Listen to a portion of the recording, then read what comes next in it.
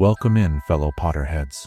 Tonight, beneath the starry ceiling of the Great Hall, we will be going over magical tales from the wizarding world to guide you gently into the realm of dreams. Before we disappear behind the veil of dreams, take a moment to cast your support spell, tap the like button, and join our magical community by subscribing. Also, I'm curious what time it is in your corner of the wizarding world. Whether you're watching from California, Hogsmeade, or London, share your location in the comments below. Your participation will be greatly appreciated and helps our magical community grow stronger. Now, the time for incantations has passed. Dim your lights, find your most comfortable position, and prepare to be transported to the world of witchcraft and wizardry as we begin tonight's magical tales. Chapter 1. The Movement in Wizard Portraits. Let's start the story with one of the most fascinating aspects of the wizarding world that often goes unnoticed by visitors to magical spaces: the captivating movement within wizard portraits. As you enter any wizarding dwelling of significance, whether it be the grand halls of Hogwarts or the humble corridors of the Ministry of Magic, your eyes will inevitably meet the gaze of countless painted figures who observe your passage with interest. Unlike the still portraits of the Muggle world, these magical canvases contain subjects who move with lifelike fluidity, who can speak, who can think, and who can traverse the boundaries of their frames to visit neighboring pictures. The history of moving portraits stretches back to the early medieval period, when a talented witch named Elspeth Croker discovered that by incorporating memory-preserving charms into her painting process, she could imbue her works with a semblance of life. The first documented animated portrait was of her mentor, the renowned potioneer Hesper Starkey, who continued to offer brewing advice long after her physical departure from this world. Word of Croker's revolutionary technique spread rapidly through wizarding artistic circles, and by the 13th century, moving portraits had become the standard for magical portraiture. The creation of a magical portrait is a process requiring both exceptional artistic skill and complex spellwork. The painter must first study their subject extensively, observing mannerisms, speech patterns, and personality traits. As they apply each brushstroke to the canvas, they simultaneously weave intricate enchantments into the paint itself. Preservation spells to maintain the vibrance of colors, animation charms to enable movement, and most importantly, essence-capturing incantations that preserve elements of the subject's personality. Most significant is the final spell cast upon completion of the painting, the Vita Memoriae charm, which binds the subject's memories and character traits to their painted form. This complex incantation requires tremendous focus and power, explaining why only the most talented magical artists can create truly lifelike portraits. The greatest of these painters could capture not just the appearance, but the very essence of their subjects, creating portraits that think and behave remarkably like the original person. Imagine walking down a corridor at Hogwarts, the soft light of wall-mounted torches illuminating the countless frames that line the ancient stone walls. Within each gilded boundary, witches and wizards from centuries past engage in various activities, some reading books that will never reach the final page, others sipping painted tea that never grows cold, many conversing with neighboring portraits about events they've witnessed over decades, or even centuries of hanging on these walls. Renowned portrait artist Magenta Comstock, whose works from the 18th century still hang in the Ministry of Magic, once wrote, "A portrait is not merely a resemblance but a whisper of the soul captured in pigment and magic, neither fully alive nor truly inanimate, but existing in a unique state between worlds." Her portraits are particularly prized for their lifelike quality and the remarkable accuracy with which they replicate their subjects' speech patterns and philosophical outlooks. However, it's important to understand the limitations of portrait magic. While a magical portrait contains an imprint of memories and personality, it is not the actual person, nor does it contain their complete consciousness or soul. Rather, it is something like an artistic echo, capable of reactions consistent with the original person's character, but limited to the knowledge and memories they possessed at the time of painting. A portrait cannot learn new skills, though it may accumulate new observations from its painted existence. The most exceptional portraits are those of Hogwarts headmasters and headmistresses, which are automatically created upon the death of each school leader. These special portraits are enchanted with additional spells that allow them to serve as advisors to current heads of the school. Albus Dumbledore's portrait, for instance, was instrumental in guiding headmistress Minerva McGonagall through the difficult period of rebuilding after the Battle of Hogwarts. Equally fascinating are the guardian portraits that protect the entrances to Hogwarts house common rooms. The Fat Lady, who guards Gryffindor Tower, is perhaps the most famous of these. These guardians are enchanted with additional security spells that allow them to recognize authorized entrance and to refuse passage without the correct password. The Fat Lady takes her responsibilities quite seriously, though she has been known to be rather sensitive about criticism of her singing voice. Portrait subjects can travel between frames, visiting other paintings throughout a building, or even traveling to their portraits hung in different locations entirely. This network of portrait connections serves as something of a communication system within the wizarding world.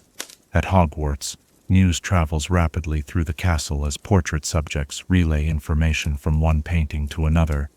During the height of Voldemort's power, this portrait network became an unexpected resistance tool, with subjects quietly passing information to the Order of the Phoenix. The ability of portraits to communicate with the living world raises interesting ethical questions within wizarding society. The Department of Magical Law Enforcement has long debated the admissibility of portrait testimony in Wizengamot trials, generally concluding that while portraits may offer insights, their testimony is considered hearsay rather than direct evidence. After all, portraits are magical impressions rather than the actual individuals they depict. The Ministry's Department for the Regulation of Magical Artworks maintains strict guidelines on portrait creation and use. Particularly stringent rules govern portraits commissioned for public buildings, which must undergo review to ensure they contain no harmful enchantments. Private portrait commissioning is less regulated, though artists must still be licensed through the Portrait Artists Guild, which maintains strict ethical standards among its members. As you gaze into the flickering fire, think about these remarkable magical creations that blur the line between art and life. Imagine the comfort of having a loved one's likeness that can still offer words of wisdom, or simply the warmth of familiar conversation. Yet consider too the melancholy that might come from interacting with such an echo, similar to the person you knew, yet fundamentally different in ways that become apparent over time. The painted figures in their gilded frames serve as a unique bridge between past and present in the wizarding world, preserving not just appearances but personalities, knowledge, and beliefs across generations. They remind us that in the magical world, even memory itself can be preserved through the skilled combination of art and spellcraft. As the firelight casts moving shadows across the room, somewhat like the subtle movements within the portraits we've discussed, perhaps you might consider, if your essence were to be captured in a magical portrait, what moments and memories would you want preserved for future generations to witness, and what wisdom would you hope your painted self might share long after your mortal journey has ended? Chapter 2. The Goblin Rebellions of the 17th and 18th centuries. Ancient tensions simmer beneath the marble floors of Gringotts Bank, echoes of conflicts that once tore through the wizarding world like wildfire. Tonight, as shadows lengthen and the evening grows still, we shall explore the tumultuous history of the Goblin Rebellions, whose bloodshed and bitterness continue to shape wizard-goblin relations to this day. Long before the first galleon changed hands at Gringotts, relations between wizards and goblins were fraught with misunderstanding and mutual suspicion. The seeds of conflict were planted in the very soil of their differing perspectives on ownership and craftsmanship. To goblins, a created object eternally belongs to its maker, merely leased to the purchaser for their lifetime. Wizards, however, believed that a purchased item became the absolute property of the buyer, to be passed down through generations as they wished. This fundamental cultural divide would eventually erupt into open warfare. By the early 17th century, growing tensions had reached a breaking point. Wizard legislators had imposed increasingly restrictive laws upon goblin communities, limiting their wand usage, restricting their movement, and regulating their metalworking trades. The goblins, proud and fierce by nature, found these impositions deeply offensive to their dignity and sovereignty. The spark that ignited the first major rebellion came in 1612 in the quiet village of Hogsmeade, a dispute over a beautifully crafted silver goblet, commissioned by a wealthy wizard but reclaimed by its goblin creator after the wizard's death, escalated into a tavern brawl that left 3 wizards and 2 goblins dead. Within days, the violence had spread throughout Britain as goblins rose up against wizard authority.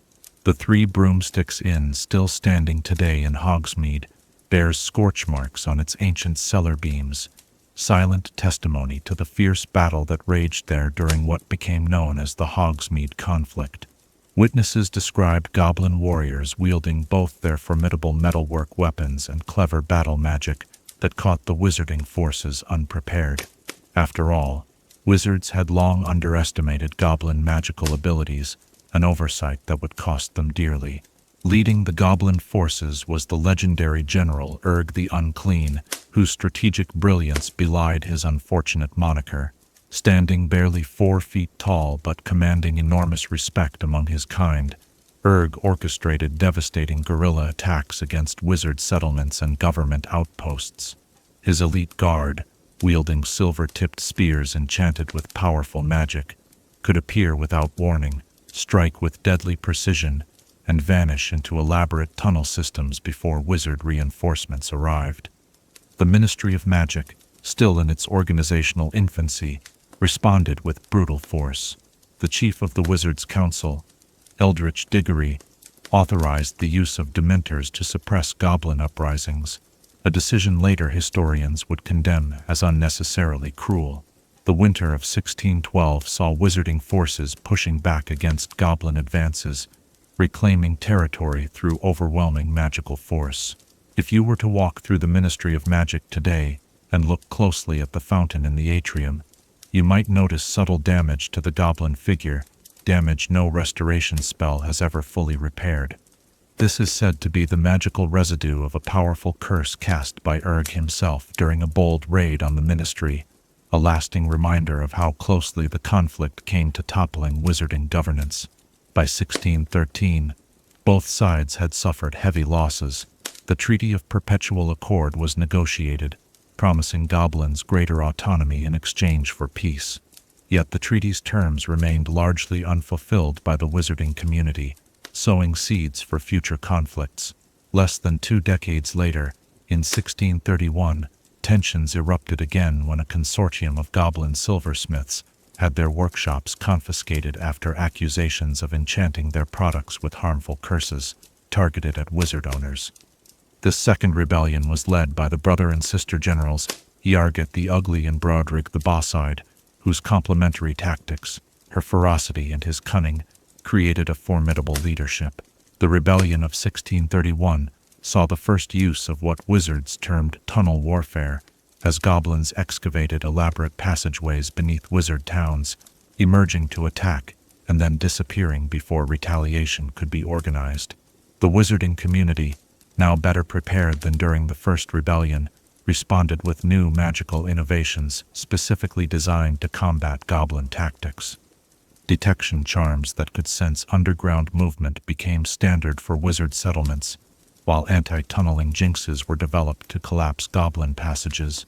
The Department of Magical Law Enforcement established a dedicated goblin liaison office, though this was more for intelligence gathering than true diplomatic relations. Perhaps the most significant battle of this period occurred in the summer of 1634 at Godric's Hollow. For 3 days, wizard and goblin forces clashed in the fields surrounding the village. Witnesses described the sky turning green with spell light, while the ground trembled with the magic of goblin metalwork weaponry. When the fighting finally ceased, nearly 100 combatants lay dead, and parts of the village would remain magically uninhabitable for decades afterward, due to the residual effects of the combat magic used. By the late 17th century, a pattern had been established, periods of uneasy peace punctuated by violent uprisings. The most devastating rebellion began in 1752, commonly referred to as the Great Goblin Rebellion in wizarding history books, though goblin accounts call it the Wizard's Folly. This conflict erupted when the Wizards' Council attempted to place all goblin banks under ministry control, a direct threat to what little autonomy goblins had maintained. The rebellion's leader, Vargot the Ruthless, employed tactics that shocked the wizarding world. Rather than direct confrontation, his forces targeted wizarding economic interests, destroying crops, disrupting trade routes, and sabotaging businesses. In perhaps his most audacious move, Vargot's forces infiltrated the early vaults of what would later become Gringotts, reclaiming goblin-made treasures and leaving magical graffiti that historian Bathilda Bagshot described as both vulgar and impressively permanent. The human cost of these conflicts was immense on both sides. Wizard historians tend to focus on the property damage and economic disruption, while goblin oral traditions emphasize the cultural devastation and loss of ancestral workshops. In the village of Peebles in Scotland, a modest memorial garden contains a simple stone marker bearing the names of 23 wizard children who perished when a retaliatory raid went horribly wrong, a sobering reminder that in conflict, innocents often bear the heaviest burden. By the late 18th century, both wizards and goblins had grown weary of the cycle of violence. The Treaty of 1782, negotiated by the progressive minister for magic Unctuous Osbert and the goblin elder Ragnarok the Pigeon-Toed, established a framework for coexistence that largely remains in place today. The treaty acknowledged goblin ownership of Gringotts Bank, while requiring them to accept wizard gold and providing services to the wizarding community. It recognized certain rights of goblin crafters, while establishing clear guidelines about ownership transfer. Of course, Professor Bin's monotonous lectures on these rebellions at Hogwarts rarely capture the complex emotions and cultural misunderstandings that fueled the conflicts. Few students remain awake long enough to learn that the rebellion of 1612 began with a personal friendship betrayed, or that Vargot the Ruthless lost his entire family to wizard vigilantes before taking up arms. The human and goblin stories behind the historical facts paint a far more nuanced picture than most history of magic essays might suggest. The after effects of these rebellions continue to shape wizard-goblin relations. The goblins' management of Gringotts Bank represents a hard-won compromise, allowing them control over finance while participating in wizarding society. Yet beneath the professional courtesy displayed in banking halls lies centuries of accumulated grievance and suspicion. The carefully neutral expressions worn by Gringotts goblins mask generations of resentment that has never fully healed. For wizarding society, the rebellions prompted important institutional changes. The Ministry of Magic established more formalized relations with magical beings of all kinds, recognizing that heavy-handed regulations often created more problems than they solved. The Department for the Regulation and Control of Magical Creatures eventually established sub-departments focused on cooperation rather than simply control, though many would argue this evolution remains incomplete. As the embers in our fire settle into a gentle glow, consider how these ancient conflicts still reverberate through the corridors of Gringotts and the Ministry alike.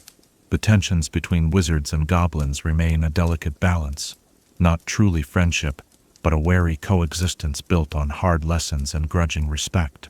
Perhaps there is wisdom in examining how deeply our misconceptions about those different from ourselves can lead to conflict, and how the wounds of history heal slowly, if at all. As sleep begins to claim your thoughts, ponder this. If you stood at the negotiating table between these two proud peoples, what understanding might you offer that could bridge centuries of mistrust, and what in your own life has taught you that the first step toward peace often begins with truly seeing through another's eyes? Chapter 3. The Resilience of Rubeus Hagrid. The light from our fire casts long shadows across the room, not unlike those that stretch across the Hogwarts grounds at dusk, reaching toward a small cabin where smoke perpetually curls from the chimney, and the warm glow of windows promises safety to all who seek it. Tonight, we explore the remarkable life of a man whose enormous frame houses an even larger heart, Rubeus Hagrid.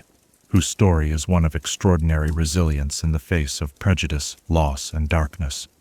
Near the edge of the Forbidden Forest in December of 1928, an unusual child was born to the wizard Percival Hagrid and the giantess Fridwulfa. Even as an infant, young Rubeus was exceptional in size, already the height of an average human child by his first birthday. His early years were spent in a magically expanded cottage, where his father modified furniture, doorways, and everyday items to accommodate his son's rapid growth. Fridwulfa, never entirely comfortable in the confines of human society, departed when Hagrid was merely 3 years old, returning to the giant colonies in the distant mountains. This early abandonment would be the first of many hardships young Rubeus would endure, yet even then, his remarkable resilience showed itself. Though surely confused and hurt by his mother's departure, he formed a deep and loving bond with his father, who raised him with kindness and acceptance, despite the challenges of raising a half-giant child in wizarding society. Imagine young Hagrid's excitement when his Hogwarts letter arrived. Despite standing over 8 feet tall at just 11 years old, he would finally be among peers who shared his magical abilities. Yet his arrival at Hogwarts School of Witchcraft and Wizardry in 1940 was met with mixed reactions. Many students and even some staff viewed him with suspicion and fear. Prejudices against giants ran deep in wizarding society, and Hagrid's unmistakable heritage made him an easy target for discrimination. The Sorting Hat placed Hagrid in Gryffindor, recognizing the tremendous courage that would define his life. Though his enormous hands struggled with delicate wandwork, and he occasionally broke chairs or quills unintentionally, Hagrid approached his studies with enthusiastic determination. He excelled particularly in care of magical creatures, where his natural gentleness and inherent understanding of misunderstood beings served him well. It was during these Hogwarts years that Hagrid's affinity for creatures others deemed dangerous began to develop. Where his classmates saw monsters, Hagrid saw misunderstood beings deserving of care and respect. This compassionate perspective would become his defining philosophy, a belief that appearances could be deceiving, and that fear often prevented people from seeing the beauty in what was different. Tragically, Hagrid's education was cut short in his 3rd year when his father died, leaving the young half-giant effectively orphaned at 14. The weight of such loss would have crushed many, yet Hagrid's incredible resilience allowed him to grieve while continuing his studies, finding solace in the castle that had become his home. But fate had not finished testing young Rubeus. His greatest challenge arrived in 1943, when the Chamber of Secrets was opened for the first time. A series of attacks culminated in the death of a student named Myrtle Warren. In the aftermath, a prefect named Tom Riddle, who would later become Lord Voldemort, accused Hagrid of being responsible, claiming that Hagrid's pet Acromantula, Aragog, was the monster from the chamber. The accusation was entirely false. Aragog, though certainly dangerous to humans, was not the basilisk that had actually caused the attacks. But prejudice against Hagrid's giant heritage and his love of dangerous creatures made the false accusation seem plausible to many. Despite Albus Dumbledore's advocacy, Hagrid was expelled from Hogwarts, his wand snapped in two, a devastating punishment for a young wizard. For most, such an event would have been utterly crushing, denied education, branded dangerous, and rejected by the magical community. Yet here again, Hagrid's extraordinary resilience shone through. Though heartbroken, he did not become bitter. Though maligned, he did not seek revenge. Instead, he accepted Dumbledore's offer to remain at Hogwarts as gamekeeper, a position that would allow him to stay in the only home he had left. The small gamekeeper's hut at the edge of the Forbidden Forest became Hagrid's sanctuary. There, he built a life caring for the Hogwarts grounds and its many creatures. He secretly kept his broken wand, concealed within a pink umbrella, using it occasionally for simple magic despite the ministry's restrictions. This small act of defiance was perhaps necessary for his survival, but Hagrid was careful never to flaunt his continued magical ability. The following decades saw Hagrid become a fixture of Hogwarts life. Generations of students knew him as the gentle giant who introduced them to the castle, who could be seen tending the pumpkin patches or managing the thestrals, and whose cabin offered tea and rock cakes to any who visited. Few of those students understood the depth of loss and injustice this kind man had endured, or recognized the tremendous strength required to remain so genuinely good-hearted in the face of continued prejudice. When the First Wizarding War began, Hagrid's loyalty to Dumbledore led him to join the original Order of the Phoenix.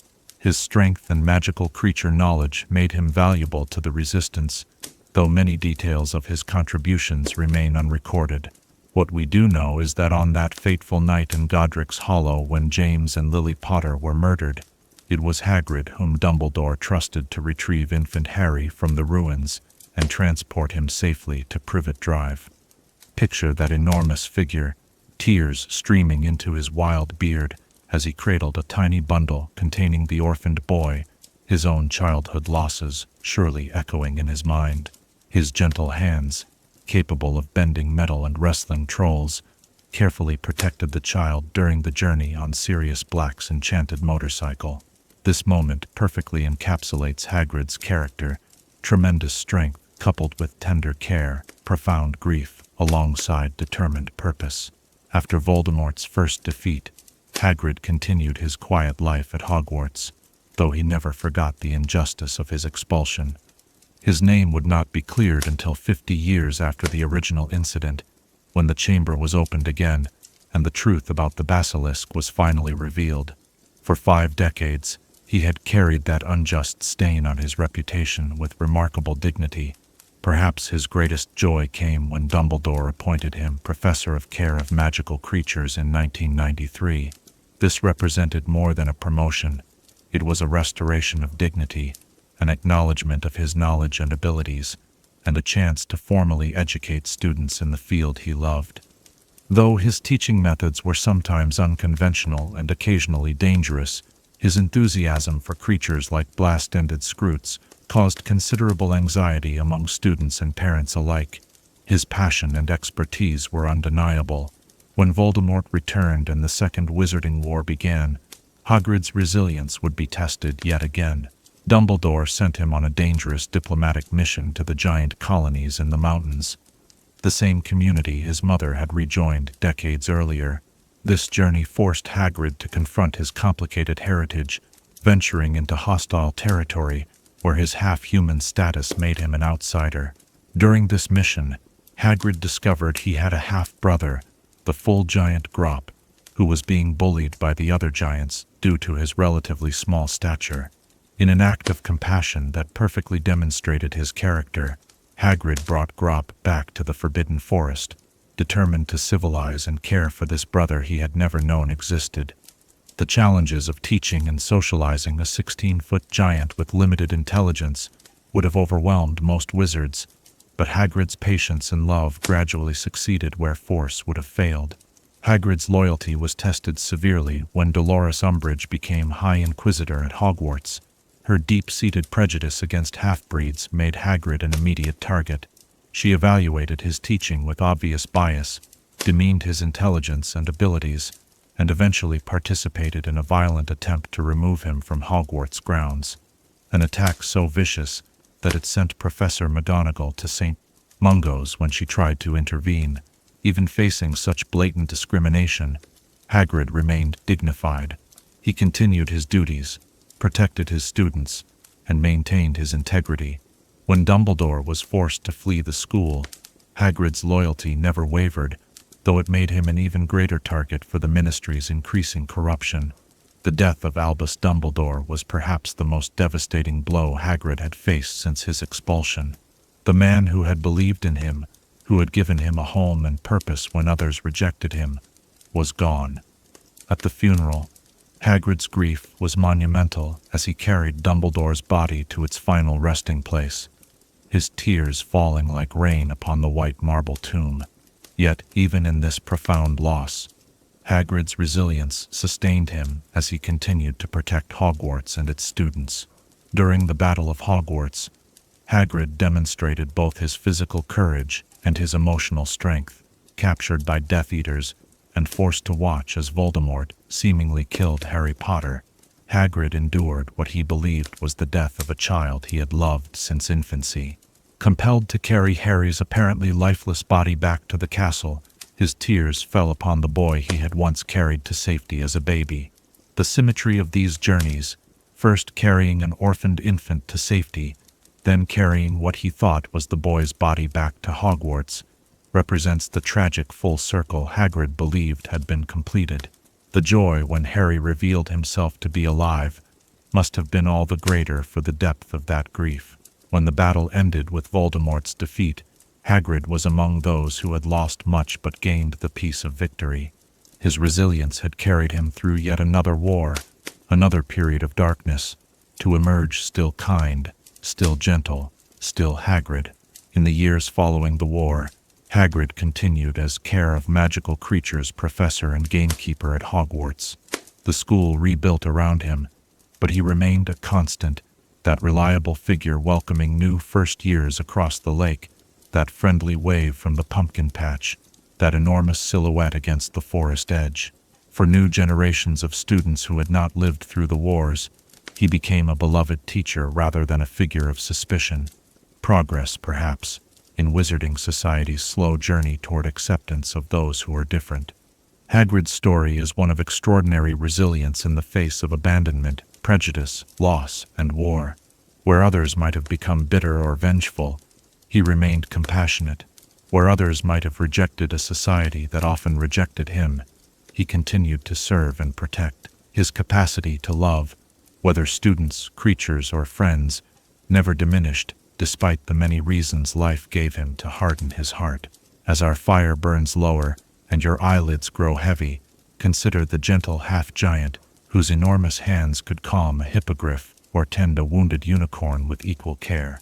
Consider the man who was denied education, but became a beloved teacher, who was orphaned but created family through friendship, who was maligned but responded with kindness. In contemplating Hagrid's remarkable life, what might we learn about finding strength in gentleness and resilience in remaining true to our nature, despite the harshness of the world around us? Chapter 4. The Process of Becoming an Animagus. There are secrets in the wizarding world that few dare to pursue, transformations so profound they blur the boundary between human and beast. As moonlight spills through our window tonight, we shall unravel the mysterious and perilous journey of becoming an animagus, that rare witch or wizard who can transform at will into an animal form, carrying their human mind within a creature's body. Throughout wizarding history, fewer than 100 have mastered this most challenging of magical arts. The Ministry's official registry of animagi since 1800 lists a mere 7 names, including the legendary Minerva McGonagall, whose tabby cat form with distinctive spectacle markings around the eyes became her second nature over decades of transformation. This rarity speaks to the extraordinary difficulty and danger involved in the process. A magical endeavor so complex that most wizards and witches never attempt it, and many who do abandon the pursuit before completion. The journey to become an animagus begins with deep self-reflection. Unlike many forms of transfiguration that bend external objects to the caster's will, the animagus transformation emerges from within. The wizard cannot choose their animal form. Rather, the form chooses them, a reflection of their inner character, their fundamental essence, and magical nature. Before beginning the physical process, many prospective animagus spend months in meditation, seeking to understand their own magical core and what creature might represent their truest self. Once committed to the path, the witch or wizard must first prepare a complex potion that serves as the foundation for the transformation. Unlike most magical brews, this potion demands extraordinary precision over an extended period. One slight error can result in catastrophic partial transformations or permanent disfigurement. The base ingredients include dew collected untouched by human feet or sunlight for 7 days, the chrysalis of a death's head hawk moth that has been stewed for precisely 21 days, and a single mandrake leaf. This mandrake leaf represents perhaps the most challenging early test of dedication. The prospective animagus must keep the leaf in their mouth continuously from one full moon to the next, a full lunar cycle, without removing it for eating, sleeping, or speaking. The leaf must then be spat directly into a crystal phial within direct range of the moon's pure rays. Should the leaf be swallowed or removed even momentarily during this month, the process must begin anew. Imagine the determination required to maintain ordinary life with a bitter mandrake leaf pressed against your palate for 30 days, affecting your speech, your meals, your most casual conversations. Many aspirants abandon their quest during this phase alone, unwilling to endure the discomfort and social awkwardness this step demands. To the leaf-infused phial, one must add a single strand of their own hair, a silver teaspoon of dew collected from a place untouched by human feet or sunlight for 7 days, and the chrysalis of a death's head hawk moth. This mixture must then be stored in a dark, quiet place until the next electrical storm, a variable that introduces unpredictability to the process. In some fortunate regions, an aspirant might wait merely weeks. In others, the wait could stretch to months or even years. During this waiting period, the witch or wizard must perform a complex incantation at sunrise and sunset every day without fail, with their wand tip placed directly over their heart. A single missed recitation requires beginning the entire process again. This daily ritual serves both magical and psychological purposes, channeling the wizard's intent toward transformation while simultaneously testing their commitment to the difficult path ahead. When an electrical storm finally arrives, the potion, if properly prepared, will turn blood red with a single lightning strike.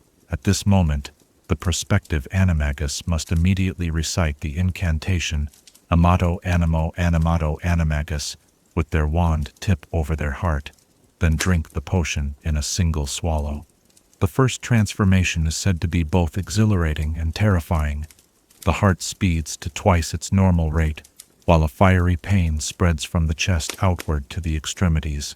Most wizards report a moment of panic as their human perspective shifts into animal form, the proportions of the world suddenly altered, new senses awakening, instincts not their own coursing through their consciousness. Falmouth Falcons Quidditch player Lucette de Lapin described her first transformation into a hare in her private journals. It was as though the world had suddenly grown enormous around me. Scents I had never noticed filled my awareness with vibrant information, sounds separated into distinct layers, and an overwhelming instinct to flee nearly took control before I mastered myself. For a breathless moment, I feared I would be trapped in this form forever, until I remembered I was still myself within this new body. This initial transformation reveals the animal form the wizard will assume thenceforth. Some find themselves transformed into creatures that reflect their personality in obvious ways, predatory individuals becoming wolves or hawks, while those with nurturing tendencies might become protective animals like badgers or deer. Others discover more surprising forms that reveal hidden aspects of their nature, the outwardly severe but inwardly playful McGonagall becoming a cat, or the secretly loyal Peter Pettigrew assuming the form of a rat. The final challenge comes in reversing this first transformation. The newly formed animagus must focus their human mind through the animal consciousness, visualize their human form, and will the transformation to reverse. This crucial moment determines whether the wizard gains mastery over the ability or becomes trapped in animal form, perhaps explaining some unusually intelligent creatures in the wizarding world, whose origins have been forgotten. Once successfully completed, the animagus transformation becomes accessible at will, without further potions or incantations. However, extended periods in animal form can gradually affect the wizard's human personality and behavior. Long-term animagads sometimes develop traits of their animal forms, subtle mannerisms, preferences, or instinctual responses that bleed into their human existence. The wizarding authorities take the animagus transformation extremely seriously. The potential for misuse is substantial. Unregistered, animagad can spy undetected, escape imprisonment, or commit crimes while avoiding identification. The Ministry of Magic requires all animagi to register with the improper use of magic office, providing details of their animal form and all distinguishing markings. Failure to register is punishable by imprisonment in Azkaban, a severe penalty that reflects the seriousness with which this magical ability is regarded. Despite these stringent requirements, history records numerous unregistered animagi. Most famously, the Marauders, James Potter, Sirius Black, and Peter Pettigrew, completed the transformation while still students at Hogwarts, an extraordinary achievement considering the complexity involved. Their motivation was compassion rather than criminal intent. They sought to accompany their friend Remus Lupin during his werewolf transformations, as werewolves present no danger to animals. How these teenage wizards managed to acquire rare ingredients, maintain mandrake leaves in their mouths for full lunar cycles, and perform complex magic without detection by Hogwarts staff remains a testament to their exceptional magical talent and determination. Their secret remained undiscovered for decades, protecting both their accomplishment and their monthly violations of school rules and wizarding law. The animagus transformation differs significantly from other forms of human-to-animal transmutation. Unlike transfiguration performed by one wizard upon another, the animagus retains their human mind and intelligence during transformation. This contrasts sharply with the experience of werewolves, who lose human consciousness during their involuntary transformations, or victims of failed human transfiguration, who may find themselves trapped between forms without the mental capacity to reverse the spell. Polyjuice potion, while allowing a witch or wizard to assume another's appearance, cannot facilitate animal transformation, as Hermione Granger discovered to her distress when she accidentally incorporated cat hair into her potion during her second year at Hogwarts. Her partial feline transformation required weeks of medical attention to reverse, highlighting the dangers of mixing different branches of transformation magic. The ethical considerations surrounding animagus transformation extend beyond simply registering with authorities. Questions arise about the proper use of this ability. When is it appropriate to assume animal form? Does the transformation exploit the trust that other creatures place in animals of the same species? Can an animagus communicate with natural animals of their transformed species, and if so, what responsibility do they bear for information gained this way? The community of registered animagi, small as it is, generally adheres to an unwritten code of conduct. Most use their abilities primarily for practical purposes. McGonagall, using her inconspicuous cat form for observation, journalist Rita Skeeter, an unregistered beetle animagus gathering information, or transporters assuming forms suitable for rapid travel or accessing difficult locations. The magic is generally considered too precious and hard-won to be used frivolously. For those who complete the arduous journey to become an animagus, the reward is a profound magical connection, unlike any other. To experience the world through different senses, to feel the freedom of wings or the strength of 4 powerful legs, to perceive the world from an entirely new perspective. These experiences transform not just the wizard's form but often their understanding of magic itself. As the Italian animagus Marco Ricci, who could transform into a Mediterranean monk seal, wrote in his 1728 treatise on the subject, to become an animagus is to understand that magic flows not just through wand and incantation, but through the very fabric of life itself. In my seal form, gliding through the depths where no bubblehead charm could sustain me, I have touched magic more ancient than wizard kind, the magic of being rather than doing. The night grows deeper now, and perhaps your thoughts are drifting toward what animal might represent your innermost nature, what form your magic might take if you were to embark on this most challenging journey. Would you soar above treetops, race across open fields, swim in the deepest waters, or perhaps observe the world from shadows with keen eyes? As sleep approaches, consider this. Beyond the extraordinary magic and arduous process, what truth about yourself might an animagus transformation reveal? And would you have the courage to face that reflection of your truest nature, whatever form it might take? Chapter 5. The great hall and its enchanted ceiling. As evening descends and stars begin to appear through our window, thoughts turn to another ceiling where celestial bodies shine regardless of walls or roofs. The magnificent enchanted ceiling of the Great Hall at Hogwarts. This architectural wonder, where stars glimmer above feasting students and storm clouds gather without releasing a single drop upon the tables below, stands as perhaps the most breathtaking example of environmental charm work in the wizarding world. When the four founders of Hogwarts planned their school over 1,000 years ago, they envisioned a central gathering place that would nurture not just bodies but spirits, a space where students from all houses would come together daily, breaking bread beneath a ceiling that mirrored the very heavens. It was Rowena Ravenclaw who first proposed the enchanted ceiling, believing that maintaining a connection to the sky above would inspire students to reach beyond the ordinary in their magical studies.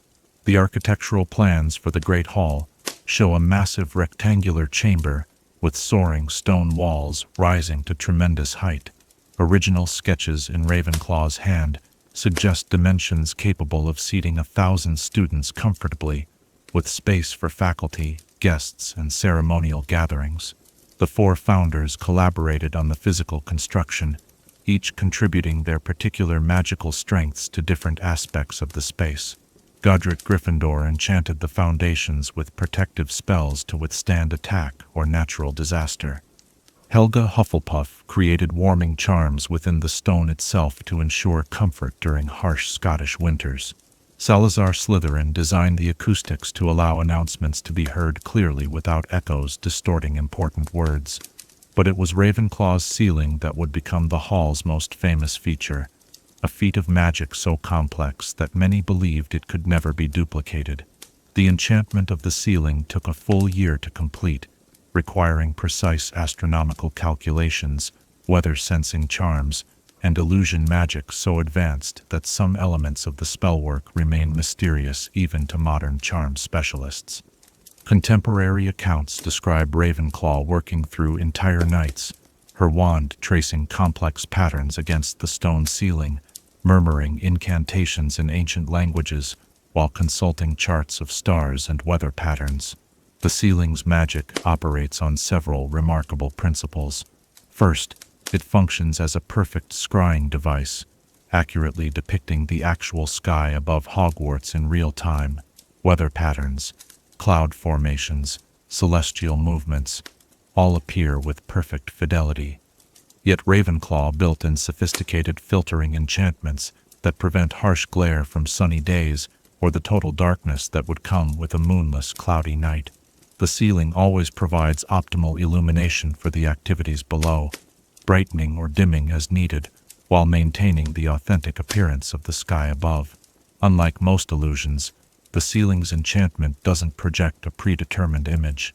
Instead, it creates what magical theorists call a persistent astral window, a genuine magical opening to the sky itself, contained and controlled within the boundaries of the ceiling. This explains why the ceiling has remained accurate for over a millennium without requiring adjustment or renewal of its spells. Helga Hufflepuff contributed an essential complementary enchantment, protective magic, ensuring that while the ceiling shows the weather, it doesn't create actual weather conditions within the hall.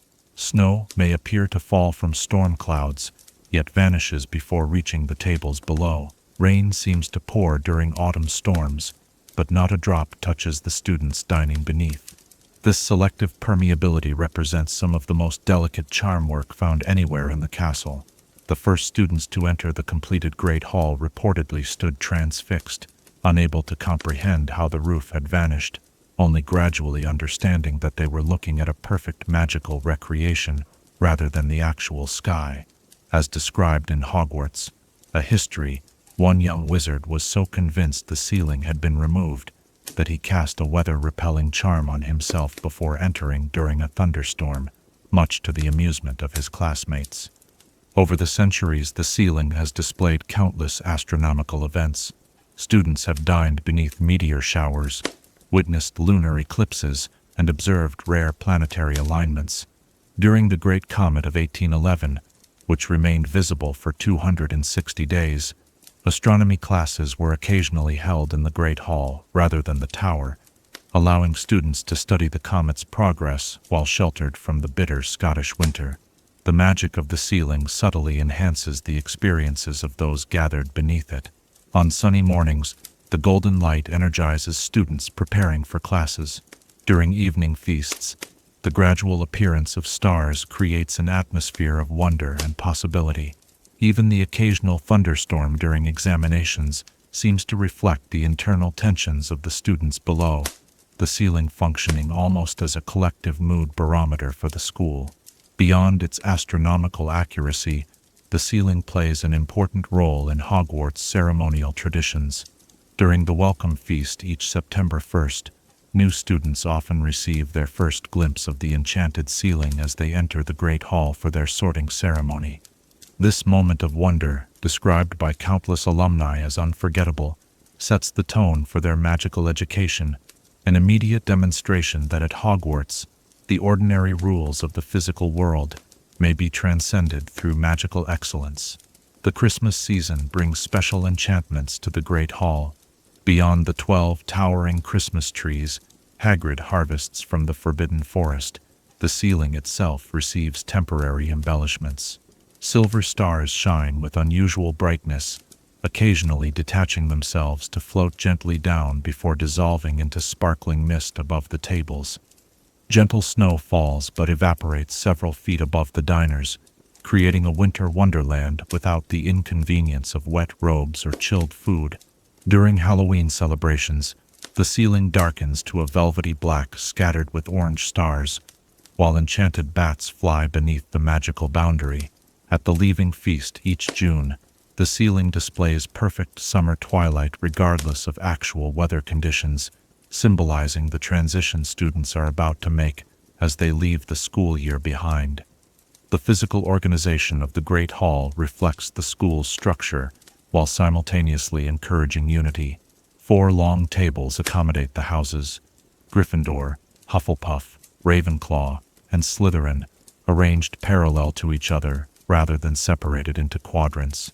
This linear arrangement ensures that students from different houses sit back to back, facilitating chance interactions during meals, despite the house-based seating tradition. At the far end of the hall stands the faculty table, positioned perpendicular to the student tables on a slightly raised platform.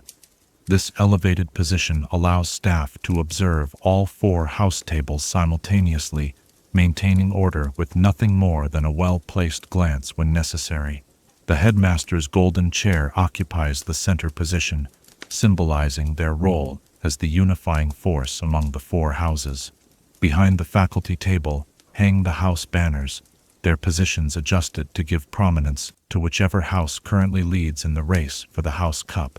During the end-of-year feast, these decorations change to reflect the winning house, with enchanted streamers and magical displays celebrating the year's achievements. The Great Hall demonstrates remarkable adaptability for different functions. During standard meal times, the 4 long tables and benches accommodate hundreds of students. For the Yule Ball, held during the Triwizard Tournament, these tables vanish to create a magnificent ballroom. During examination periods, the hall transforms into a testing venue with dozens of individual desks arranged in precise rows. Perhaps most dramatically, the Great Hall has served as an emergency hospital wing during times of crisis. After the Battle of Hogwarts, healing stations were established along the walls, while the ceiling reflected a calm, healing blue sky regardless of the actual weather, a subtle but thoughtful adjustment by the castle's magic to create a soothing environment for the wounded. The magic sustaining the Great Hall and its remarkable ceiling has shown extraordinary resilience.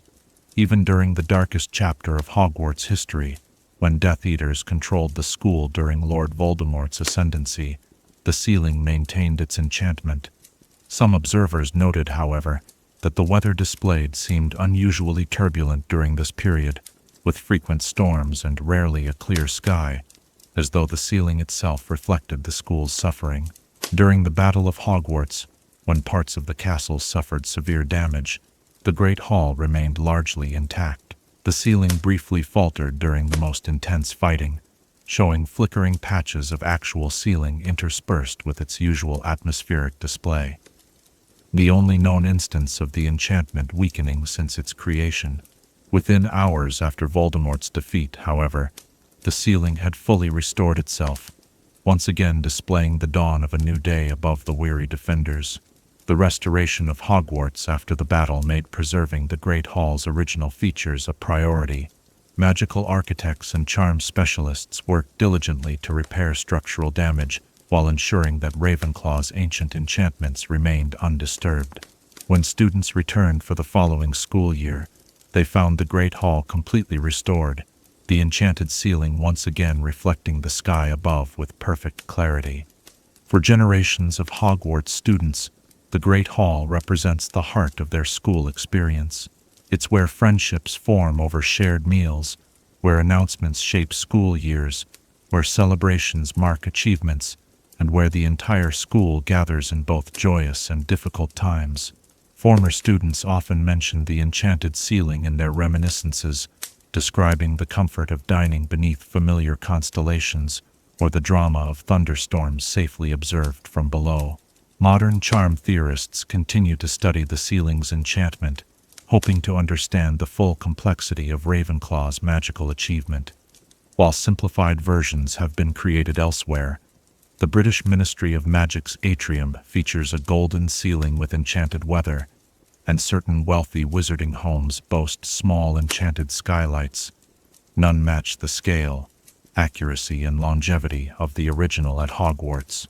Some magical researchers believe that the ceiling's undiminished power after a millennium suggests that Ravenclaw incorporated self-sustaining elements into her spellwork, perhaps drawing energy from natural magical sources like ley lines beneath the castle or from the astronomical bodies it displays. Others propose that the continuous presence of magical youth beneath it somehow feeds the enchantment, their developing magical abilities unconsciously reinforcing the ancient spells. As our own ceiling fades into the shadow of night, imagine yourself seated in that magnificent hall, looking upward at stars that shine despite the stone and timber that should block their light. Consider the extraordinary magic that allows generations of students to maintain their connection to the sky above, while sheltered within ancient walls. How might our perspective change if we could always see the heavens above us, regardless of the roofs and ceilings that usually separate us from the vast cosmos? As sleep approaches, what dreams might come if you imagined yourself dining beneath that legendary ceiling during different seasons? A crisp autumn evening with leaves seemingly blown across a twilight sky, a winter morning with snow falling but never landing, a spring day with sunshine streaming through actual windows, while cumulus clouds drift across the enchanted expanse above. In such a magical environment, continuously reminded of the world beyond the castle walls, what possibilities might seem within reach that otherwise fade from mind in enclosed spaces? Chapter 6. The speaking portraits of headmasters. Through the circular window of our chamber, moonlight casts silver patterns across the floor, not unlike the gentle illumination that often bathes the headmaster's office at Hogwarts late at night. In that tower sanctum, while the castle sleeps, extraordinary conversations unfold between the living occupant and the wise painted figures who adorn the walls. The speaking portraits of Hogwarts headmasters past, perhaps the most remarkable collection of magical paintings in Britain.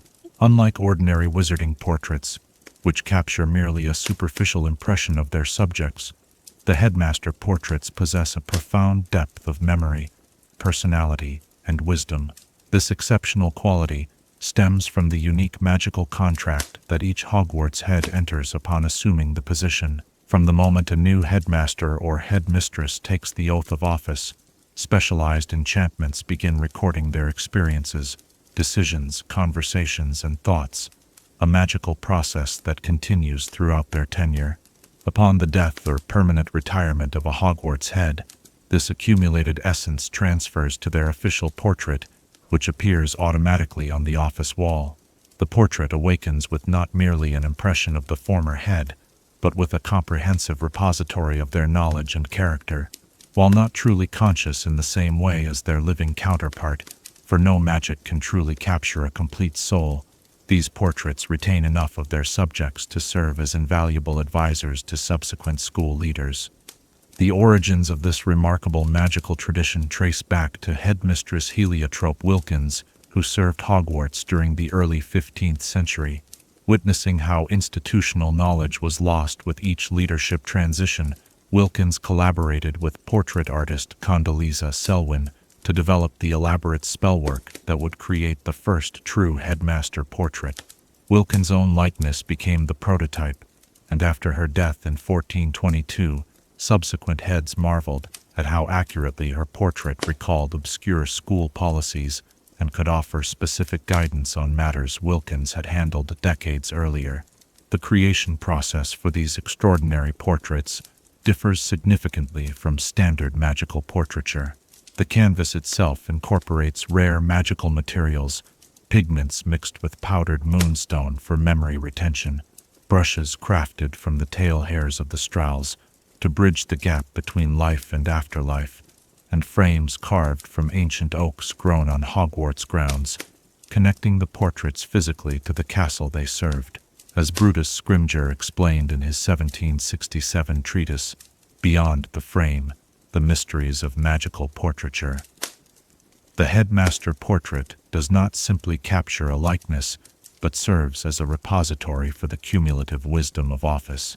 It is neither ghost nor memory nor pensieve, but something altogether unique, a distillation of leadership preserved through magical artifice for the benefit of the institution. The office that houses these portraits reflects their importance. Situated in a tower accessible via a moving spiral staircase guarded by a gargoyle statue, the circular room provides an ideal setting for the assembled wisdom of centuries. The portraits hang in chronological order around the perimeter, each in an identical ornate golden frame, though the subjects within vary dramatically in appearance, dress, and demeanor, a visual history of changing magical fashions and personalities across the centuries. The headmaster portraits observe everything that occurs in the office, remaining silent and apparently sleeping until addressed directly, or until they choose to contribute to a conversation. This selective awareness allows for privacy when needed, while ensuring the portraits remain available for consultation. Many headmasters develop the habit of speaking their thoughts aloud, while alone in the office, benefiting from the collective counsel of their predecessors. When a new headmaster or headmistress assumes the position, tradition dictates that they formally introduce themselves to the portraits during their first night in office. This ceremony acknowledges the unique relationship between the living head and their painted advisors. The portraits, in turn, typically offer their congratulations and pledge their support, though some historically have been known to express reservations or even outright disapproval if they question the appointment. The duties of the headmaster portraits extend beyond mere advice giving. They serve as additional security for the office, alerting the current head to intruders or unusual activity. They function as messengers, able to visit their other portraits throughout the wizarding world to gather information or deliver communications. Perhaps most importantly, they preserve institutional memory, recalling ancient school traditions, the locations of hidden rooms or passages, and solutions to problems that may recur only once every few generations. During times of crisis, these portraits prove invaluable. When dark wizards threatened Hogwarts in 1873, Headmistress Dilys Derwent's portrait recalled hidden defensive enchantments established during her tenure 2 centuries earlier. During the Dragonpox epidemic of 1926, former Headmaster Vindictus Viridian's portrait guided the staff to a long-forgotten store of medicinal herbs in a concealed dungeon chamber. The institutional knowledge preserved through these portraits has repeatedly proven crucial to the school's survival. The hierarchical dynamics among the portraits themselves mirror the complex social relations of the living. Senior portraits command respect from more recent additions, with the portrait of the immediate predecessor typically receiving particular deference from the current headmaster. Occasional disagreements between portraits with conflicting educational philosophies create a lively dialogue that helps current heads consider multiple perspectives before making important decisions. Among the most famous of these remarkable portraits, Albus Dumbledore's likeness has proven exceptionally accurate and insightful, possessing not only his predecessor's vast knowledge, but his characteristic blend of wisdom, humor, and strategic thinking. Those who knew Dumbledore in life often remark on how perfectly his portrait captures his habit of peering over half-moon spectacles, his tendency toward cryptic but ultimately helpful advice, and his fondness for sherbet lemons. Armando Dippett's portrait, by contrast, reflects the somewhat befuddled and conventional nature of the man who preceded Dumbledore. His painted likeness frequently dozes or expresses confusion about modern educational practices, though he can recall with perfect clarity the minutiae of school bylaws from his era. This variation in portrait personality and competence accurately reflects the diverse quality of leadership Hogwarts has experienced throughout its history. Perhaps the most controversial portrait in the collection belongs to Severus Snape, whose complex legacy and divided loyalties make his counsel particularly nuanced. Though initially questioned by some governors, Snape's portrait appeared automatically upon his death, the castle's magic itself confirming his legitimate place in the lineage of Hogwarts heads, despite his brief and troubled tenure during Voldemort's ascendancy. Among the oldest portraits, that of Phineas Nigellus Black holds particular historical significance. Known as the least popular headmaster in Hogwarts history, his portrait displays the same aristocratic disdain and sharp intelligence that characterized his administration in the late 19th century. Despite his frequently acerbic commentary, his insights into pure-blood politics and traditional magical education occasionally prove unexpectedly valuable to modern heads facing issues with historically entrenched magical families. The dual nature of these portraits, both as historical artifacts and as semi-conscious advisors, creates certain ethical complexities. They are neither truly alive nor entirely inanimate, existing in a unique magical state that wizarding philosophers have debated for centuries. Can a portrait feel true emotions? Does it possess genuine agency, or merely simulate the decision-making processes of its subject? Does it have rights and dignities that should be respected? Most headmasters develop their own understanding of these questions through direct experience with the portraits. Some come to view them as valuable tools, while others develop something closer to friendship with their painted predecessors. Minerva McGonagall was known to engage in long conversations with Dumbledore's portrait during difficult moments of the school's reconstruction, finding comfort in the familiar wisdom of her mentor even in this altered form. The portraits themselves seem to possess varying degrees of self-awareness regarding their nature. Dumbledore's portrait, characteristically philosophical, once remarked to Headmistress McGonagall, "I am not truly Albus, of course, but perhaps I am the echo of his thoughts, preserved like music after the instrument has been set aside." Other portraits express no such existential reflections, simply carrying out their advisory duties without questioning the nature of their existence. The connection between these portraits and others throughout the wizarding world creates an informal network of communication. Many former headmasters have portraits not only in the Hogwarts office, but in other significant locations, their family homes, institutions they founded, or in the Ministry of Magic. Through these connections, headmaster portraits can travel beyond the office to gather information or deliver messages, though they always return to their primary frame at Hogwarts. This communication ability proved strategically vital during the Second Wizarding War. Phineas Nigellus Black's second portrait at Grimmauld Place allowed Snape to track Harry Potter's movements while maintaining his essential cover. During the Battle of Hogwarts, several headmaster portraits traveled to their frames in other locations to summon assistance or coordinate evacuations. This network of painted allies represents one of the headmaster's most valuable and least understood resources. The arcane magic that creates these portraits remains closely guarded, with only a handful of people in each generation understanding the complete process. The Ministry's Department of Magical Artifacts maintains oversight of similar portrait creation for Ministers of Magic, while the Wizengamot has its own tradition of preserving chief warlocks through specialized portraiture. However, magical historians generally agree that the Hogwarts collection represents the most sophisticated and successful implementation of the art. Despite their remarkable abilities, the portraits do have significant limitations. They cannot learn new magic or develop skills their subjects did not possess in life. Their knowledge freezes at the moment of their creation, making them increasingly less helpful on contemporary issues as centuries pass. They cannot leave the confines of connected portrait frames, limiting their direct intervention. Perhaps most significantly, they do not truly grow or change.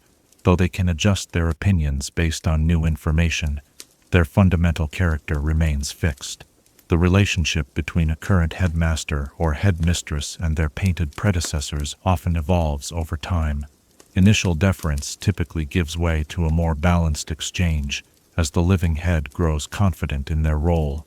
Some portraits become trusted confidants, while others may be consulted only on specific matters where their expertise is particularly relevant. The dynamic resembles that of a council of elders, respected and consulted, but not ultimately in command. When a headmaster visits their office late at night, perhaps troubled by a difficult decision or seeking perspective on a student crisis, they often find particular comfort in the possibility of centuries of experience. Imagine the soft glow of candlelight illuminating those gold-framed portraits, some dozing gently in their painted armchairs, others watching with keen interest as their successor paces the circular room. The current head need only speak their concern aloud, and wisdom spanning a millennium might respond from the surrounding walls. For students summoned to the headmaster's office, the portraits create an additional layer of intimidation, the sense of being judged not merely by the current authority, but by generations of Hogwarts leadership. Many alumni recall the disconcerting experience of noticing previously sleeping portraits suddenly alert and attentive during particularly tense disciplinary meetings. The portraits rarely address students directly, but their silent observation serves as a reminder of the school's enduring traditions and standards.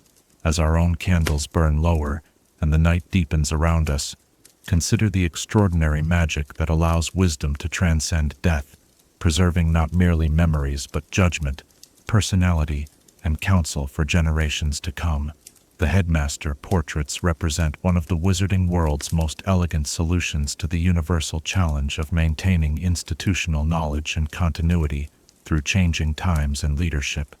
As you drift towards sleep, perhaps you might wonder if you could consult with the preserved wisdom of any historical figure through such a portrait. Whose counsel would you seek? What questions would you ask of their painted wisdom, and how might their perspective from another time illuminate the challenges you face in your own life's journey? Chapter 7. The Giant Wars. The embers of our fire glow like distant beacons in the night, reminiscent of the warning fires that once blazed across mountain peaks during darker times in wizarding history. We turn our attention to conflicts that have largely faded from common memory, but whose consequences echo into the present day. The Giant Wars, brutal campaigns that forever altered the relationship between wizard kind and one of the most formidable magical beings with whom we share our world. Long before wizards built their first settlements, giants roamed freely across the northern landscapes of Europe and Asia. These imposing beings, typically reaching heights of 20 to 25 feet, lived in loose clan structures in mountainous regions where their massive frames could move unimpeded and where natural resources could support their substantial physical needs. Archaeological evidence suggests these early giant communities were sophisticated in their own way, with complex oral traditions, ceremonial stone structures, and a deep connection to the territories they inhabited for countless generations.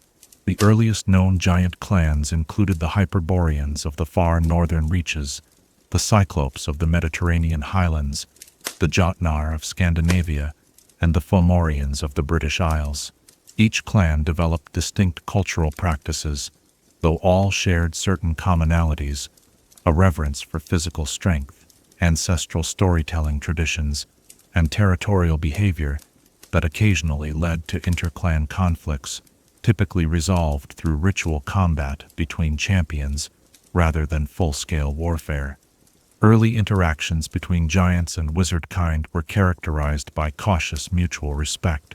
Ancient runic records from approximately 3000 BCE describe formal treaties between Norse wizards and the Jotnar giants, establishing boundaries and protocols for sharing territories with abundant magical resources. Similar arrangements existed in other regions, with magical communities often offering giants protection from curious muggles in exchange for assistance with monumental magical construction projects or defense against magical threats. This relative harmony began to deteriorate around the 5th century CE, as wizarding communities expanded and required more territory. Competing needs for land rich in magical plants and creatures led to increasing friction. The situation worsened as giant populations also grew, creating resource pressure within their traditional territories. The first documented serious conflict occurred in 512 CE, when a clan of Welsh giants refused to relocate from an area where wizards planned to establish what would later become a major magical settlement. What began as a territorial dispute escalated rapidly.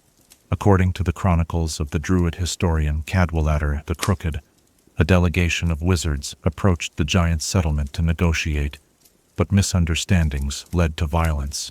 3 wizards and a giant elder were killed in the initial confrontation. Within days, retaliatory attacks had claimed dozens of lives on both sides, and what historians would later call the First Giant War had begun. The structure of giant society made these conflicts particularly brutal. Each giant clan was led by a Gurg, the strongest and often most aggressive member of the group, whose authority depended on maintaining a fearsome reputation. When threatened, Gurgs typically responded with overwhelming force rather than diplomacy, believing any concession would undermine their leadership position within the clan. This internal political dynamic made de-escalation nearly impossible once violence had begun. From a magical perspective, these early conflicts revealed the formidable natural magic resistance of giants. Standard spellwork that would incapacitate human adversaries had minimal effect on giants, whose thick skin and inherent magical resistance rendered them impervious to all but the most powerful curses. Their immense physical strength allowed them to uproot ancient trees for use as clubs and hurl boulders capable of destroying wizarding dwellings with a single impact. Wizards quickly discovered that conventional magical approaches were ineffective in these conflicts. The historian Bathilda Bagshot writes in A History of Magic that during one early battle in the Cambrian Mountains, 12 accomplished wizards simultaneously cast stunning spells at a single giant, producing only momentary disorientation rather than incapacitation. This resilience necessitated the development of specialized combat magic, specifically designed for giant confrontations. The Wizards' Council, predecessor to the modern Ministry of Magic, established the first giant combat brigade in 617 CE, training elite magical warriors in techniques effective against giants. These specialists developed modified spells of extraordinary power, often requiring multiple casters working in coordinated formations. They also created specialized potions that could be deployed as airborne toxins or ground contaminants in giant territories, controversial tactics that some modern historians consider early forms of magical biological warfare. Perhaps the most effective strategy employed by wizards was the exploitation of inter-clan rivalries. By forming alliances with certain giant factions against others, wizard negotiators managed to prevent the giants from presenting a unified opposition. This divide-and-conquer approach proved devastatingly effective, as giant clans could be persuaded to battle one another, weakening all parties involved, while wizarding forces conserved their strength. The most devastating phase of the giant wars occurred between 1040 and 1138 CE, a period known as the Century of Smoke. During this time, giant populations across Europe were systematically pushed from fertile valleys and plains into increasingly marginal mountain territories. Contemporary accounts describe massive conflagrations as wizards employed magical fire to clear giants from desirable regions, creating what one chronicler called a perpetual twilight of ash that blotted out the sun from Carpathia to Caledonia. The human toll of these conflicts was immense. Many wizarding villages in frontier regions were entirely destroyed by giant raids, their populations killed or scattered. Similarly, entire giant clans were exterminated during particularly brutal campaigns. The mountainsides of northern Europe became literal battlegrounds where the very landscape was transformed by magical and physical devastation. Valleys collapsed, rivers diverted, and forests obliterated in the struggle for territorial control. By the late 12th century, the most intense fighting had subsided, not through formal peace but through the decimation of giant populations. Giants were driven into the most remote and inhospitable mountain ranges of Europe and Asia, their numbers reduced by as much as 80% from pre-war populations. Fragmented and traumatized, the remaining giants retreated from regular contact with wizarding society, their once sophisticated culture deteriorating into the more primitive state observed in modern times. The aftermath of the giant wars fundamentally altered giant society. The repeated targeting of Gurgs and elder giants by wizard forces had eliminated many knowledge keepers and cultural leaders. Constant relocation severed giants' connections to ancestral territories and the oral traditions associated with specific landscapes.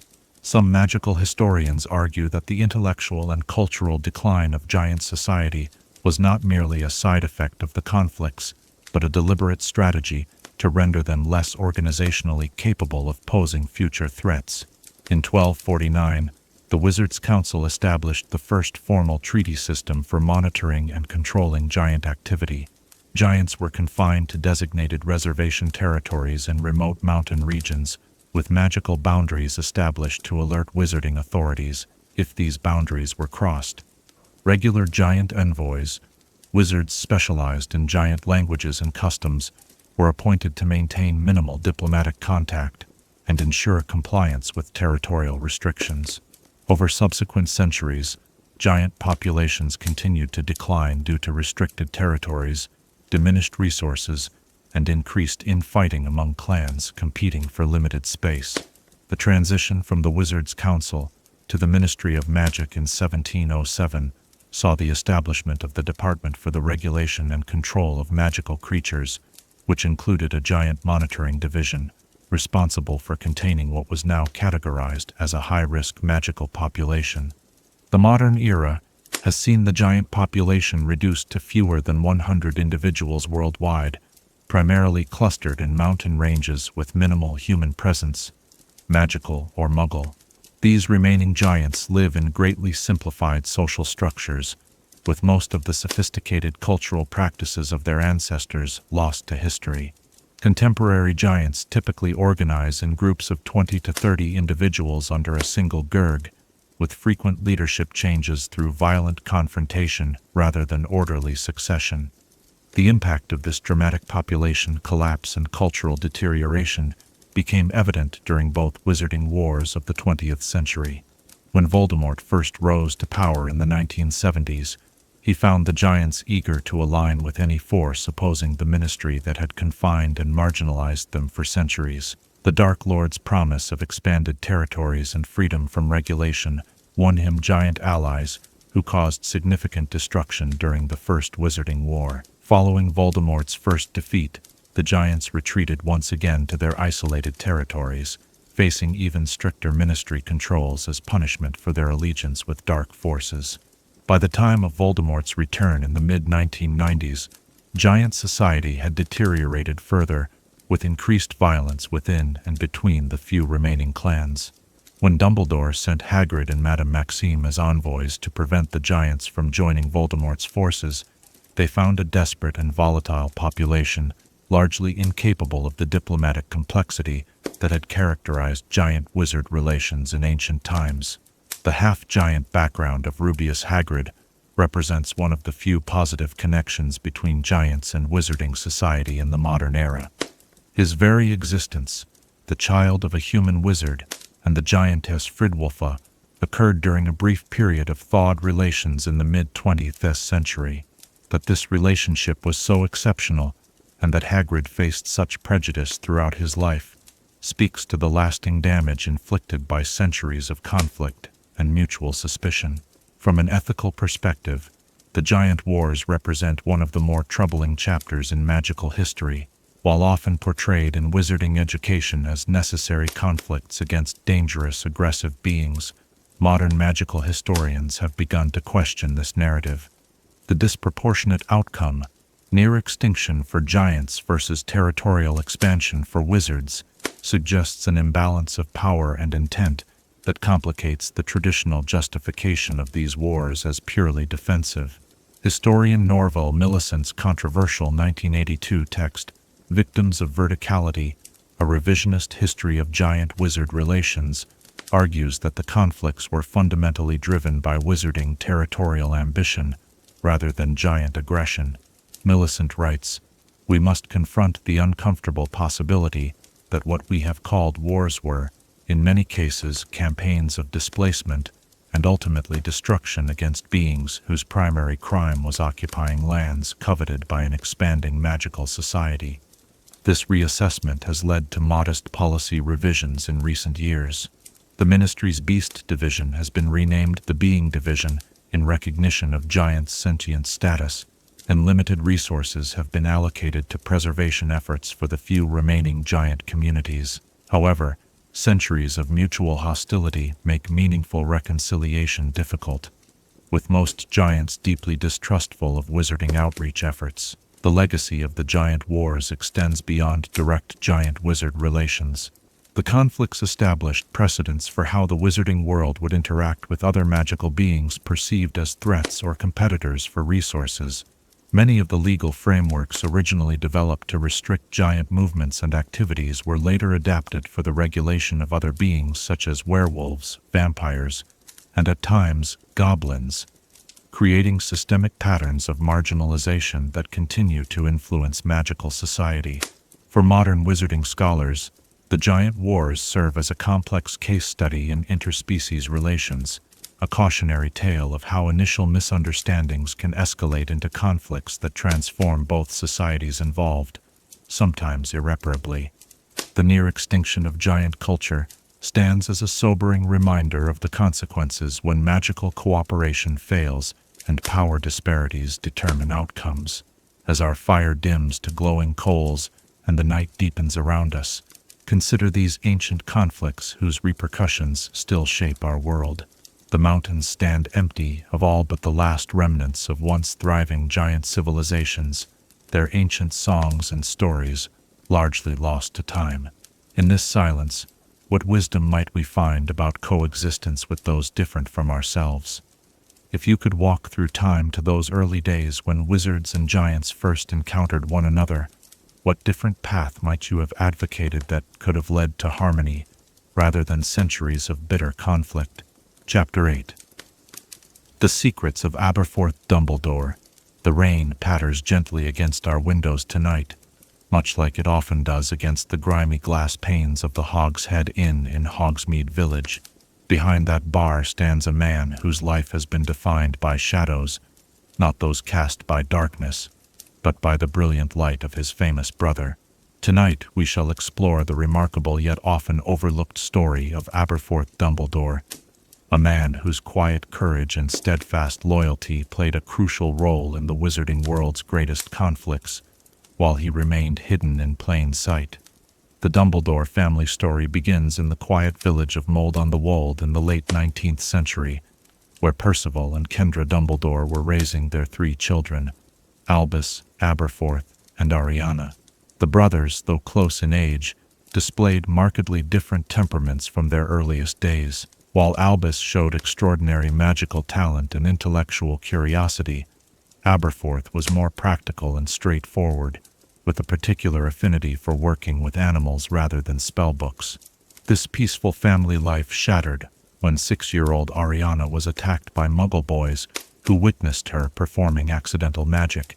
The traumatic incident damaged her ability to control her magical powers, transforming her into what we would now recognize as an obscurial, a witch whose suppressed magic becomes unstable and dangerous. Their father Percival's retaliatory attack on the Muggle boys sent him to Azkaban, where he would later die, while Kendra moved the family to Godric's Hollow to protect Ariana's condition from public scrutiny. In this new home, family dynamics shifted dramatically.